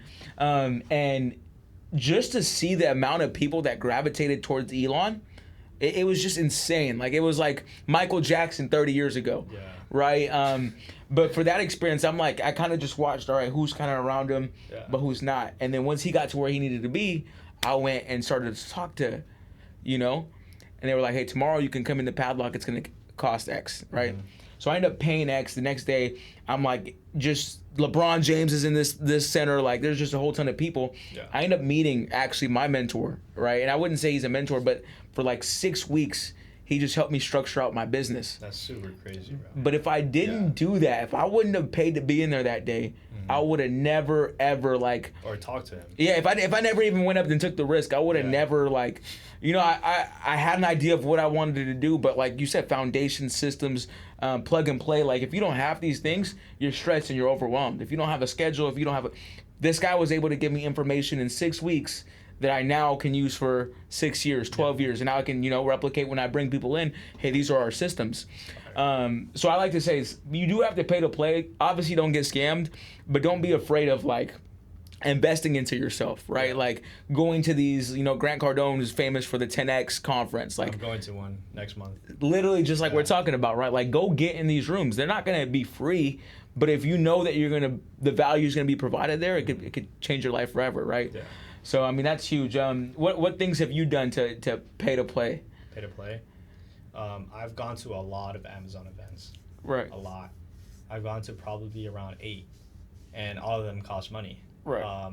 There's a free one. It's not really like an event. It's called ASD. It's a trade show in Vegas. Yeah. I go. It's twice a year. I go every time, and I mean I have to pay for a place there. And right. The travel. Like, all that shit. Like I'd much rather be working on stuff. Of course. So I'm taking time away from my business. Right. But when I go there, it's always worth it. It's always. I understand the landscape of e-com because it's literally the largest trade show in the U.S. Right. So I get to see how different distributors, wholesalers are now marketing themselves. You get to see also a lot of third-party e-com companies with their own booths. Like you understand, like, you know, now TikTok Shop is rising. Now I saw new TikTok Shop booths. And you get to understand like their model and like what they're doing and how they're helping, and it's really good knowledge. And then also the people you meet there, because you get a bunch of e-com guys, Amazon sellers, but you also meet real entrepreneurs that have like their own brands. Like I met the guy that owns fashionweek.com. Like I met him, we became cool, and he's here in Miami. He has like one in Paris, Los Angeles. Like, so networking is just insane. A lot of people sometimes do too much networking though. That's another thing. Yeah, like I'm a victim of that. Actually, I'll say that I'm a victim of that. Yeah, for sure. No, I mean, I'm a victim of that. Yeah. So some people do too much networking. I like to mostly work and network. I guess just because of my model. Of course. Because I can't just like, warehouse system is in there. Like, let me go meet this guy. Right. What the fuck's that going to do? No. My warehouse is going to fall apart. For sure. No, I'm glad that you brought that up about networking too much, because as I explained that experience at F1, helped me within what I learned within that 6 weeks was setting up a foundation to actually be able to have time for myself, right? Nice. Before this, my time was all being spent networking, and so it was 50-50, it was like 60-40. So the 40% that I was putting into my business was going nowhere, because there was no, once I would network, I had nothing to show people. So then I wouldn't say that, I would say I networked for probably 6 months, because I moved to Miami January, and or November-ish, but like really fully January. So that time frame, I was just like, who can I meet? I'm in Miami, like, let me go to Live, let me go try to be in VIP, or like, you know. So I spent a lot of time networking. Now, the relationships I made, they've been fruitful, gladly, thank God. But at that time, it was just a concept in my mind. Like, the business didn't have foundation. So there is such thing as too much networking. You have to find a happy medium of building like an MVP, a minimum viable product, and having something to go show people when you are networking, so then they can, so true. but if you don't have, if you're just networking saying I do this, it's good to start, but you have to go actually prove a concept that you can show someone and they can see, they can believe, they can say, hey, I can put my foot in, hey, this is the direction you need to go. But without having, if you don't even know what direction you need to go, it's hard to replicate that or show someone, hey, where do I need help?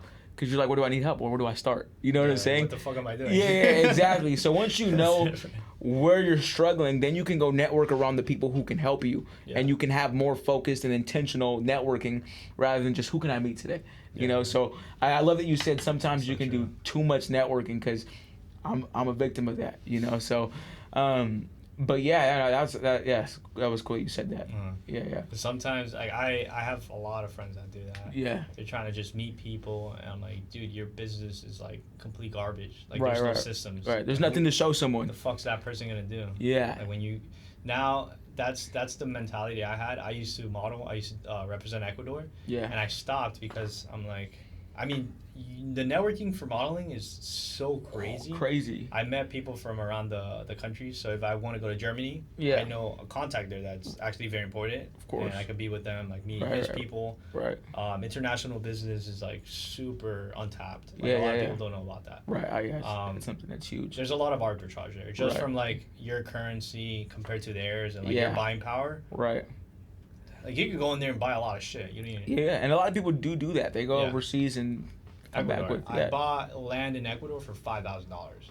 that land. Land. Wow, It was- and that's gonna grow over time, because it's Yeah. real estate too. But like the value of that land, someday someone can put No, something buying next a to your hou- land. building a house. Oh, you're on gonna it. build a house on it. Building, yeah. That's amazing. You could build a house for like $35K. Damn. And not just a house, like a Mansion 3-story in mansion Ecuador. Yeah.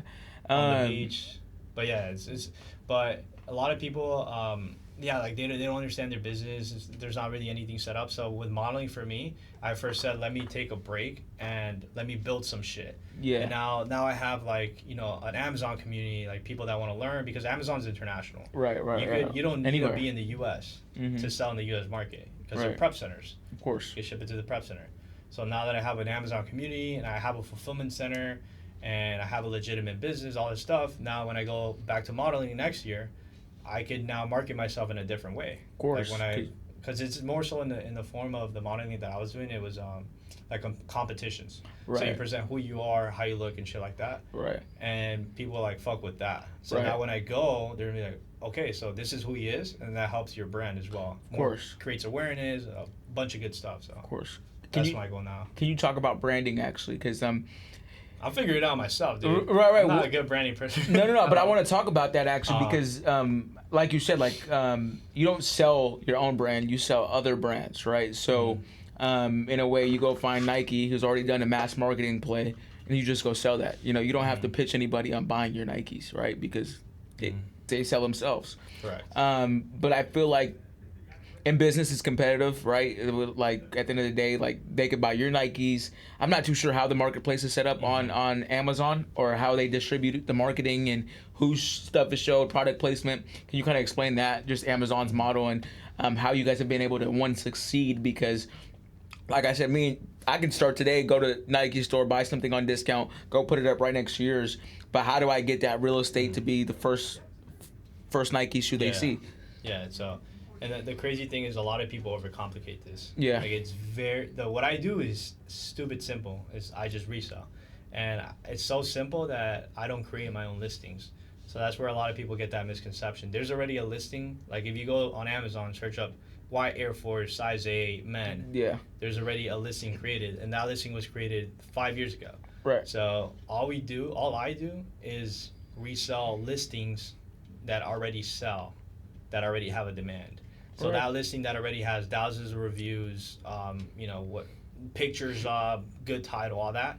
I don't have to create my own listing with like pictures, titles, or anything. I just jump in on that same listing, and I sell that product. Now there's other people that are also on that listing reselling that same exact product. Right. For you to compete and get what's called the buy box. Yeah. Buy box is that buy now button. So when Right. you go to buy something on Amazon, you don't really necessarily, most of the times, see all the people selling it. No, you No, just you click. just buy now or Yeah. add to cart, whatever the fuck. Right. So people compete for that buy now button.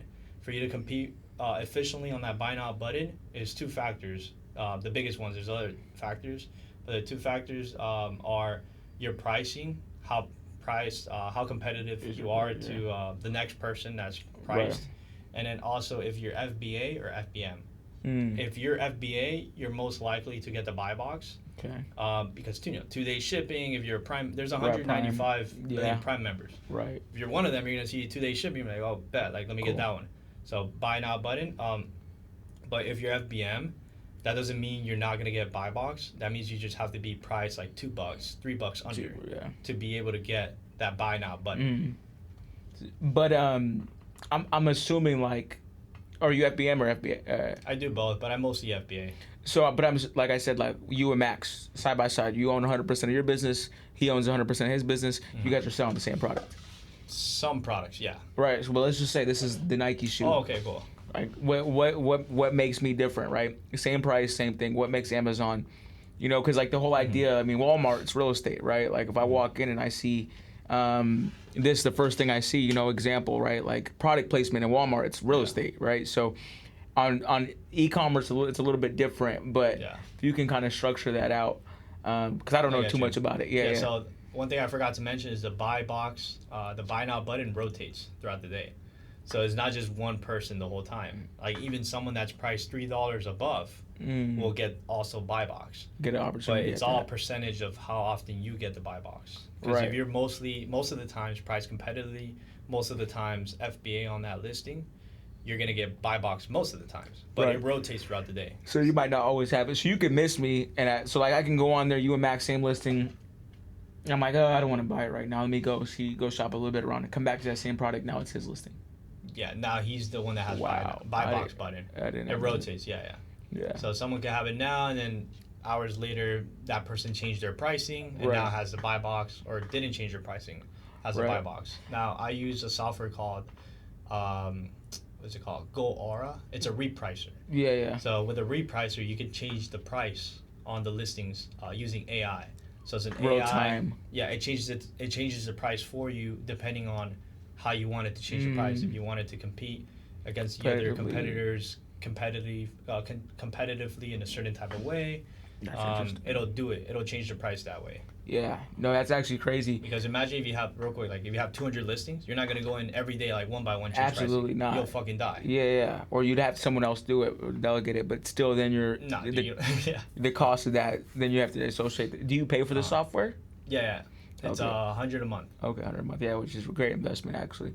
Can you talk about the investment in the actual business too, right? Because like you said, you have to go now staff. I mean, I'm sure at first it was just you, right? You took a picture of the Fila's, resold them. You don't have to take a picture. Because you're not creating a listing. You're plugging into a listing. Yeah, there's already a listing created. Could you talk about actually the difference between the listing and creating your own listing and plugging into it? Like, is there a reason why I would want to go create my own listing? Yeah, I mean, you could.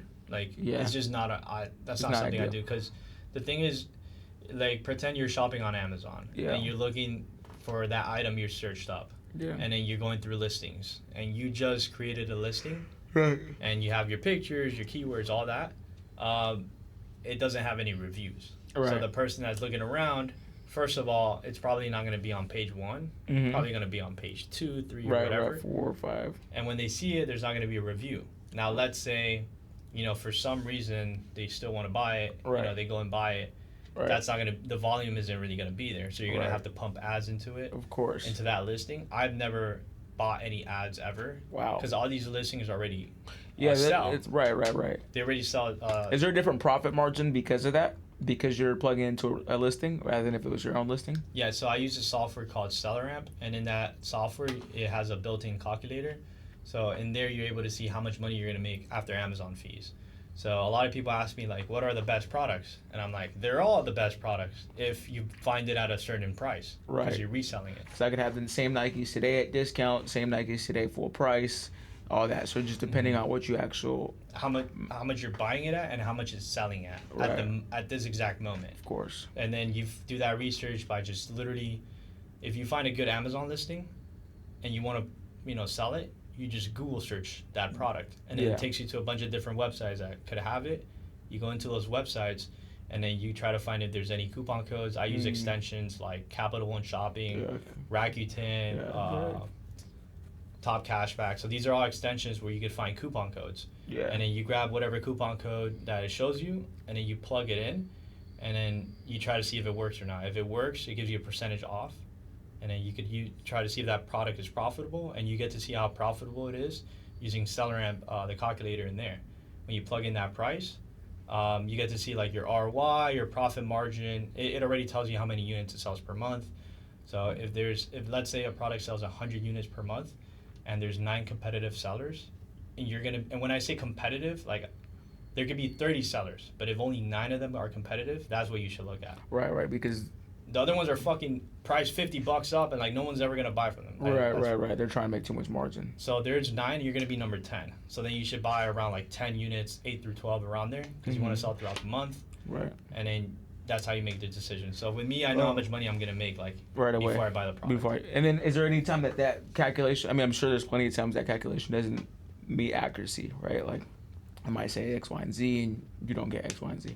Yeah. So sometimes you could buy it and then price goes down because there's a lot of sellers that jump on that listing.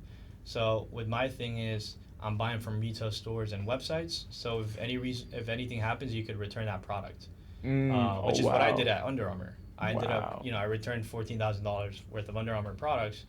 Pain in the ass because I didn't think I would return it. Right. But you got your money back for that. Correct. And did they give it to you cash gift or cards. Back in the gift cards? Gift cards. But most people, they're not buying gift cards. They'll put it back in their credit card. Right. That's actually pretty cool. So you're doing like a 14, 28 day, or like how does that work? Oh, I mean, Under Armour was 60 days. 60 days. Oh, so that's actually, I mean, that's actually huge, right? For someone who's a little bit worried about the risk. Yeah. That protection of like, hey, if I have $5,000 in credit card financing on a net zero, right, for 12 months, I go buy a product. You can return it. Yeah, I honestly never thought of it like that. You're buying as a customer. Yeah, because you are the customer, right? Because you're just going to go resell it. And that's for websites also. Websites do 60 days?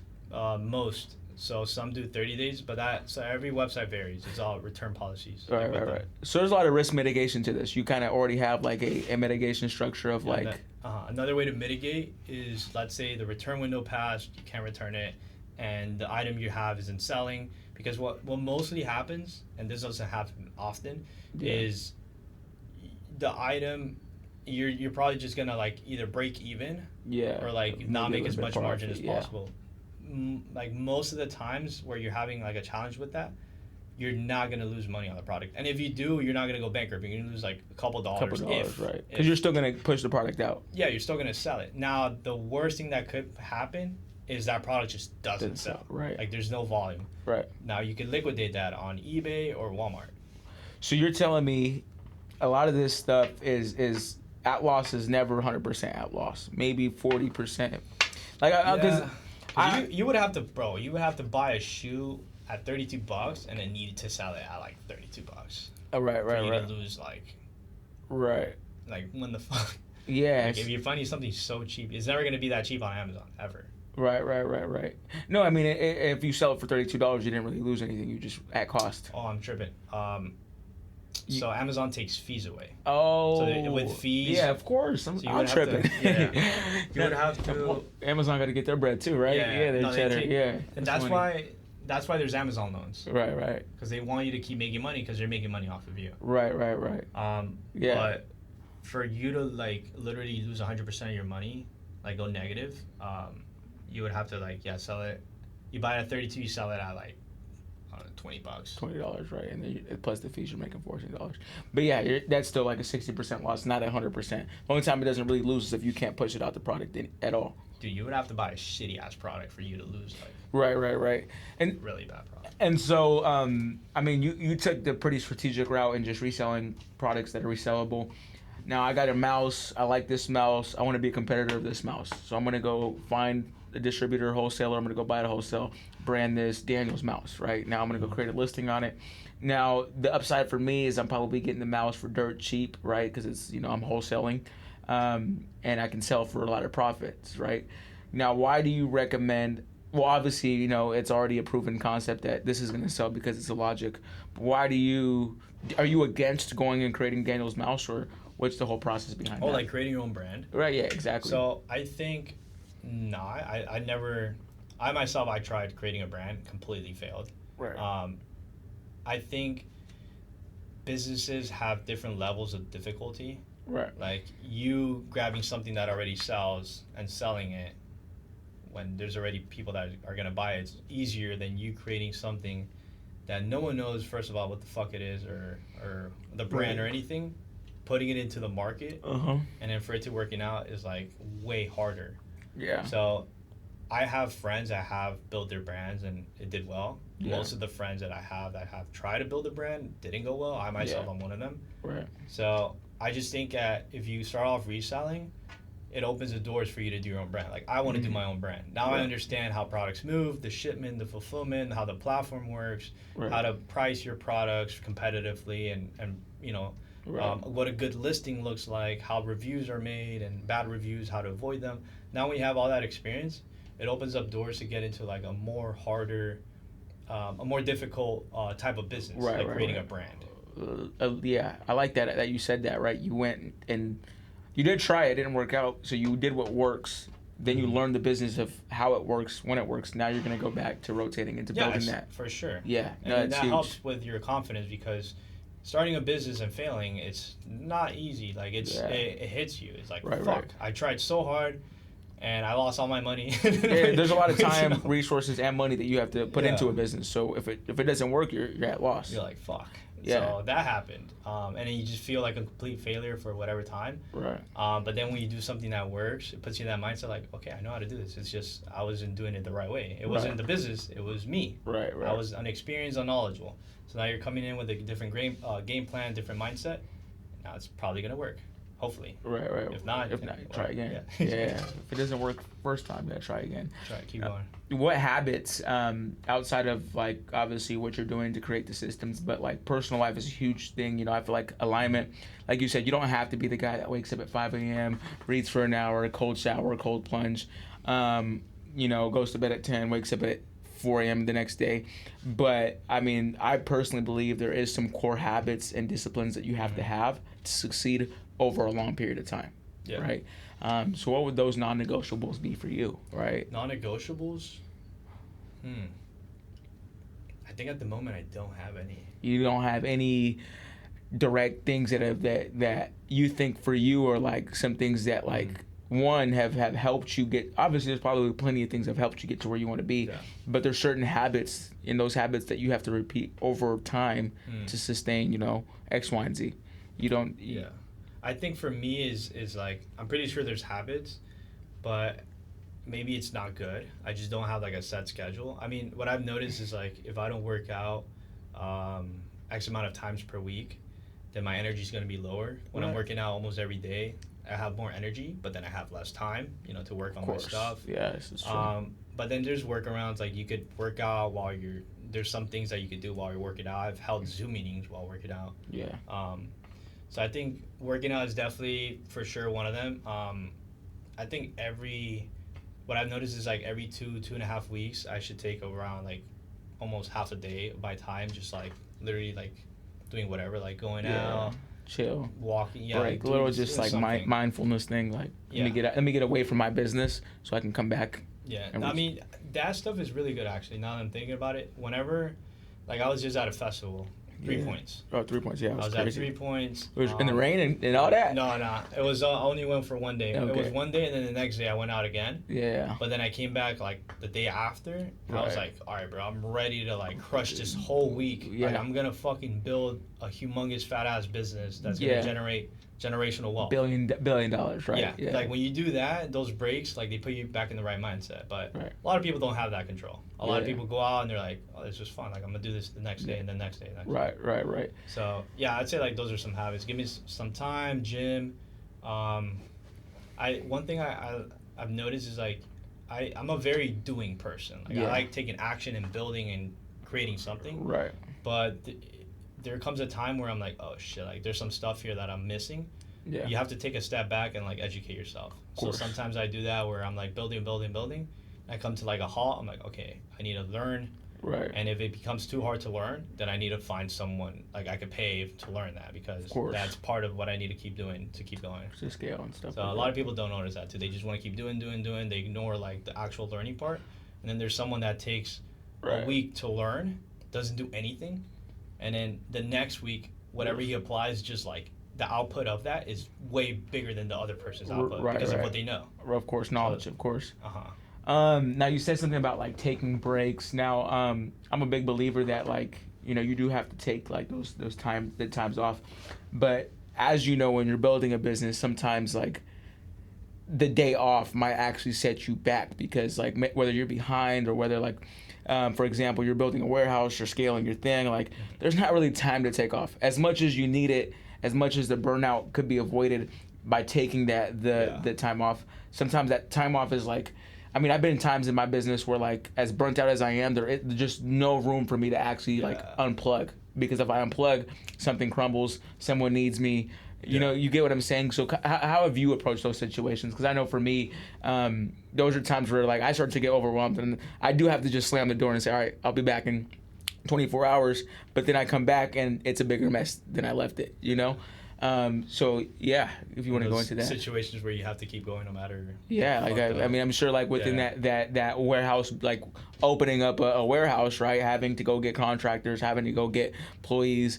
I mean, was there a day off for you during that? I mean, I don't know. So you tell me. Yeah. One word: Adderall. Yo, hey, seriously. That's the secret. Yo. Adderall.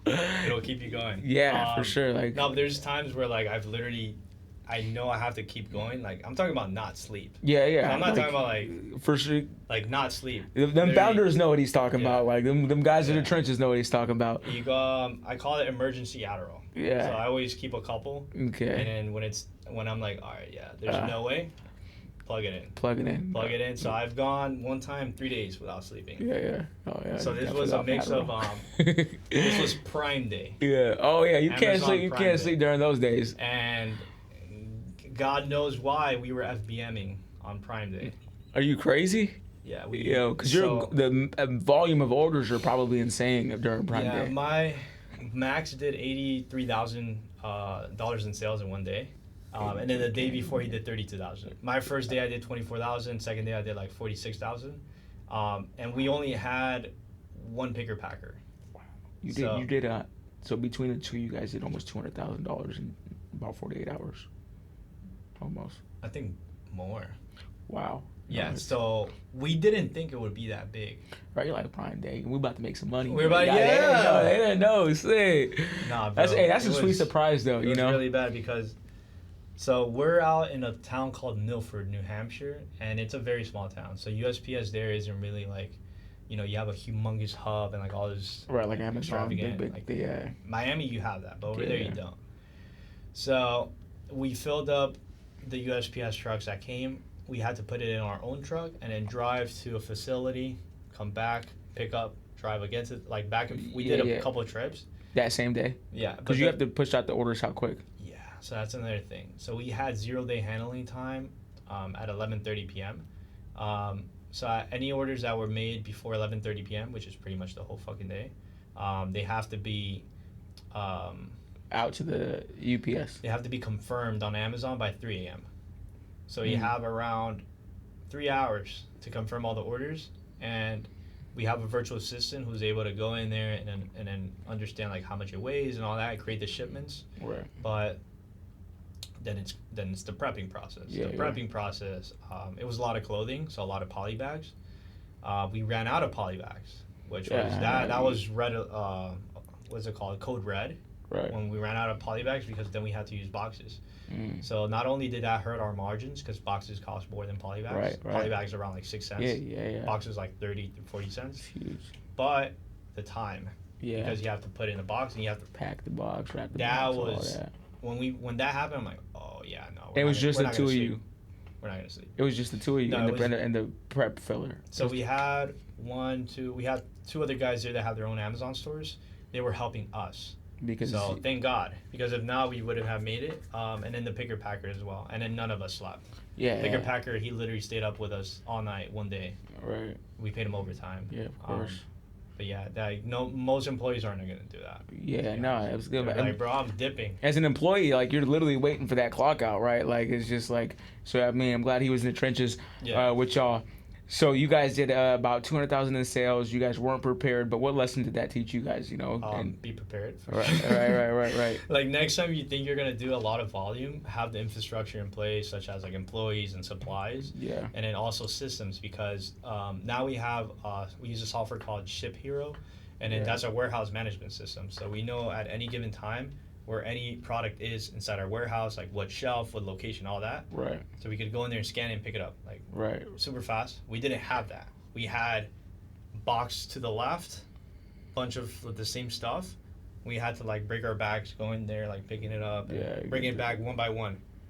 So that took a lot of time. And there wasn't even any calculation of how much was. Yeah, or- no, we made errors. We made some errors. Yeah. And then when you make an error on Amazon, you get A to Z complaints. So we got a couple A to Z complaints from that too. I So see. that messed up. So it wasn't just like we made a lot of money. Our margins were lower because of, we ran out of poly bags Right. and we made A to Z complaint mistakes. Yeah, So, then Amazon charged whoop-de-doo, fees, but like yeah. we could have made Right. more money on our. We still made a lot of money. Right, but then it, like you said, those minor mistakes or minor fixes could have generated X more, right? Yeah. No, that's huge. Now we've talked a lot about systems and processes, and you just mentioned the word infrastructure, which I think, that's literally the most valuable part of your business is your infrastructure, because then that allows you to see how mobile you can get, how loose you can get, because Yeah. if everything's in place, it's like that hurricane comes. Yeah. The infrastructure's in place and it's not going to fall over. Oh, for sure. Now, how much software have you guys invested into as a business? You talked a lot about employees and some of the other things that you've done, but software, how much software have you guys invested into your business? So, just Ship Hero alone is $2,200 a month. $2,200 a month. Just Ship Hero alone. We're probably spending around $3,000 a month on softwares. Probably Right. more. Probably So like it's 3.2. Any CRMs, or you guys just tap in right into whatever platform you're using? So for CRMs, we don't need one for our Amazon 'Cause it's or right through Prep Amazon. Center, but for Right. our coaching, we use Go High Level. Go That's High like Level. 200 Right. a month Yeah. or 100 a month. Yeah.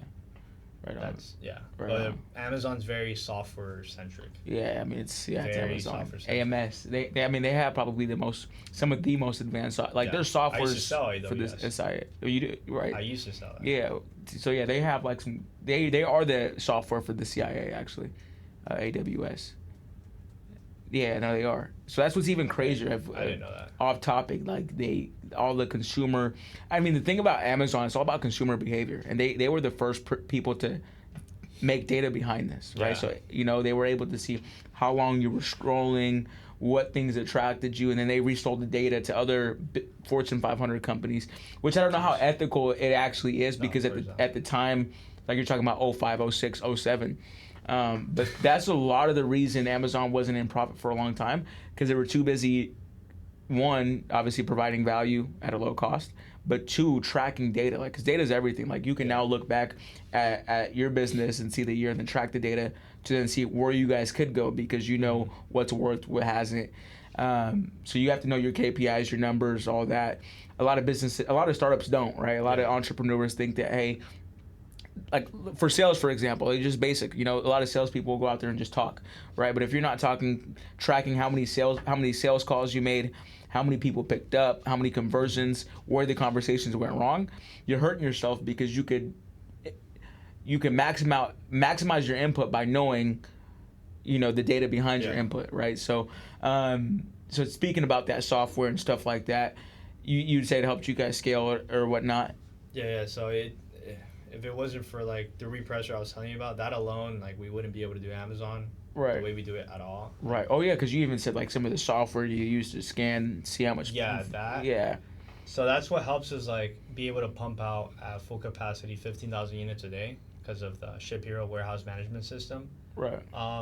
But also our platform where Prep Center clients could come in and give us their products that they're sending us, because I was using Google Sheets, Right. but I created a fuck ton of formulas. Like Yeah, a yeah, bunch. bunch. Yeah, And I then bet. it was working to some pace, but then we decided it's like at scale wouldn't work No. because if any units that they send us that there's issues with it, then we would have to manually email them Input like one by one and like yeah. write down there like on notes like, yo, this shit is fucked. Yeah. Like, no. So we ended up finding a software for that you know they could put in all their information of the products they're sending us and then how we would be able to like you know reach out to them. So Right. softwares, a lot of people, I'm so glad that I worked at a software company because I understood like the Yeah. potential and like how necessary it is in a business. Of course. There's a lot of people, at least in my type of industry, like I do fulfillment centers, Right. prep centers.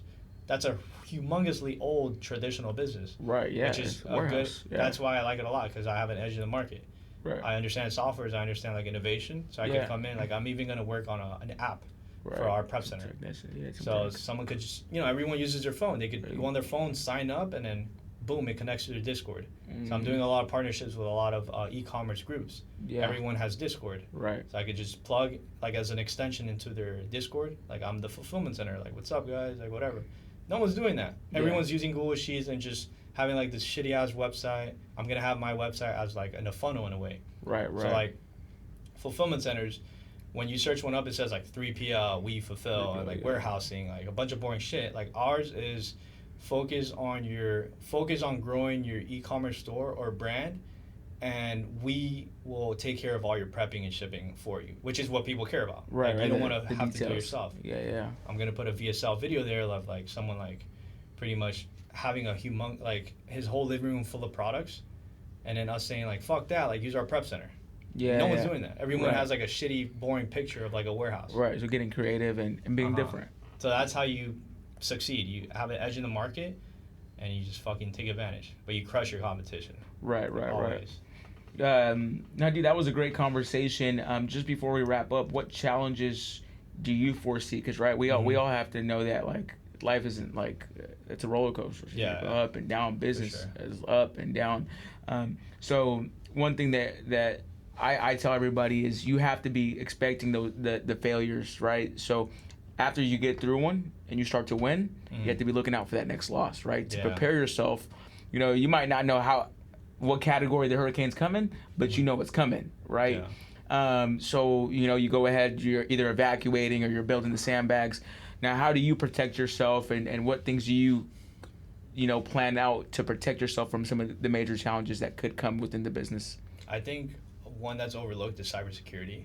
Like Oh, we're that's gonna be huge. handling Huge. like a lot. Yeah. Again, I thank God that I come from software because that's a sleeper. Yo, that was a good one. Dude, like Yeah. the amount of businesses that get hacked, Yeah. ransomware attacks, all that Right. shit, it's insane. Like I've seen businesses go down left and right at the Yeah. company I worked at because they got a small phishing email, a fake email. Right, and someone And clicked they're it. like, oh, wow, I'm going to put my credit card. Yeah. I forgot to pay this bill. Like, no, dude, they just took over your information and you're Yeah. fucked. You Right. have no access to your whole business if you don't pay them $50,000. Do you Right, have be- $50,000? No, you don't. Yeah. So now Goodbye to you- your business. Right. Wow. So, cybersecurity.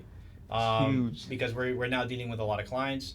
I'm going to start looking into ways to train our employees like, yo, don't click on these links, like shit like that. Yeah. Another thing is Q4. This is where people pump the most, like e-commerce. You know, Yeah. you make the most in e-com. Yeah. So a lot of people that we're onboarding, they're going to do a lot of large shipments. So I have to make sure that our infrastructure, our employees are going to Right. be good. And if we need to hire, we're partnered with a staffing agency. Right. Seasonal hires. Yeah. Yeah. Seasonal hires coming in when needed as Right. demand volume. 'Cause Right. I know the volume that's going to happen this 2-3 months Right. isn't going to be the same as March. Right, Like, of it's probably course. going to go down a little bit.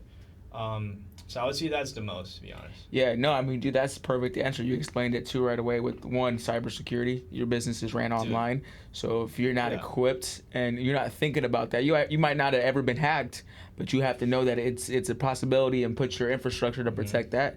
And then two, That's how the pipeline happened. yeah, oh yeah, The literally. oil pipeline. Yeah, because it got hacked, right? Is someone sent an email, and then the guy replied with his information. Yeah, that's crazy. And that was like As really just small as an email. right. Like an email, bro. Right, just a link. Yeah.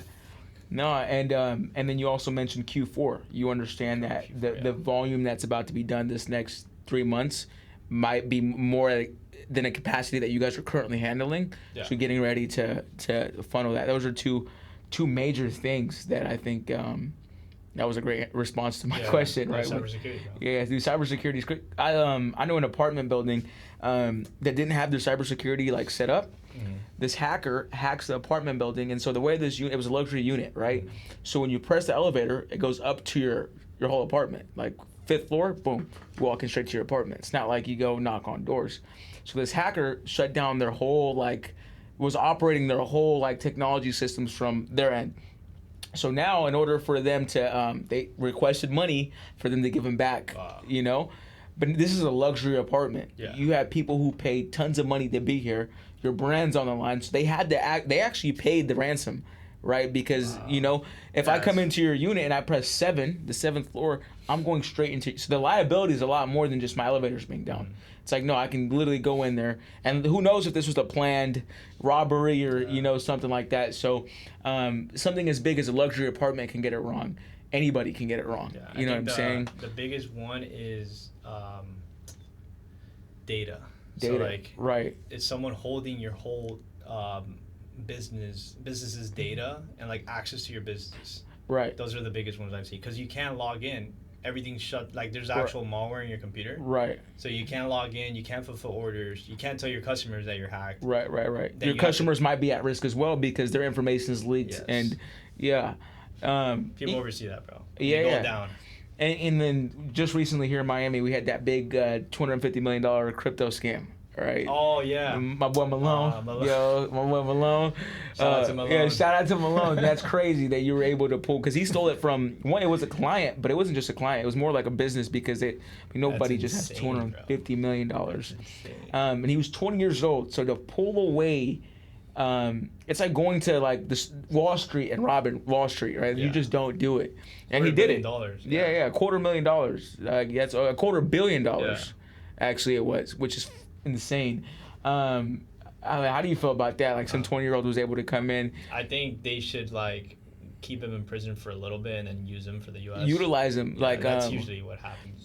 have you watched the Zuckerberg, the movie, The Social Network on Mark Mark Zuckerberg? Zuckerberg, Yeah, you know how he had like hacked the whole school or whatever, Stanford. Yeah, they use him. Yeah, and they were like, you know what? Like, Yeah. he's like, it's not my fault. That happens all the time in the U.S. Yeah. Like, I mean, just World War II, Nazis. Yeah. All the scientists that like only one guy got killed for what he did. Everyone else got taken to the U.S. and they And worked he for the got U.S. helped. Yeah, it was crazy. Yeah, and build the same technology that you're using over there. Mm-hmm. Right on. Well, yo, Nick, that was a great conversation. I honestly feel if I was a rookie in ecom, which I am, that I can literally now like understand the processes and systems needed to go. So we thank you for that valuable information on your knowledge on the industry. You're very knowledgeable as well. So we appreciate that. I appreciate it. Any last words you have to say? I would say just focus on what you want to do. Make sure it makes you happy. Be in the room of other people that are doing the same thing, and don't get persuaded and shown by others that in entrepreneurship you don't really have to work a lot. You work 99% of the time when you're growing. Yeah, that's huge. Growth is huge. Put the work in. We'll catch y'all later.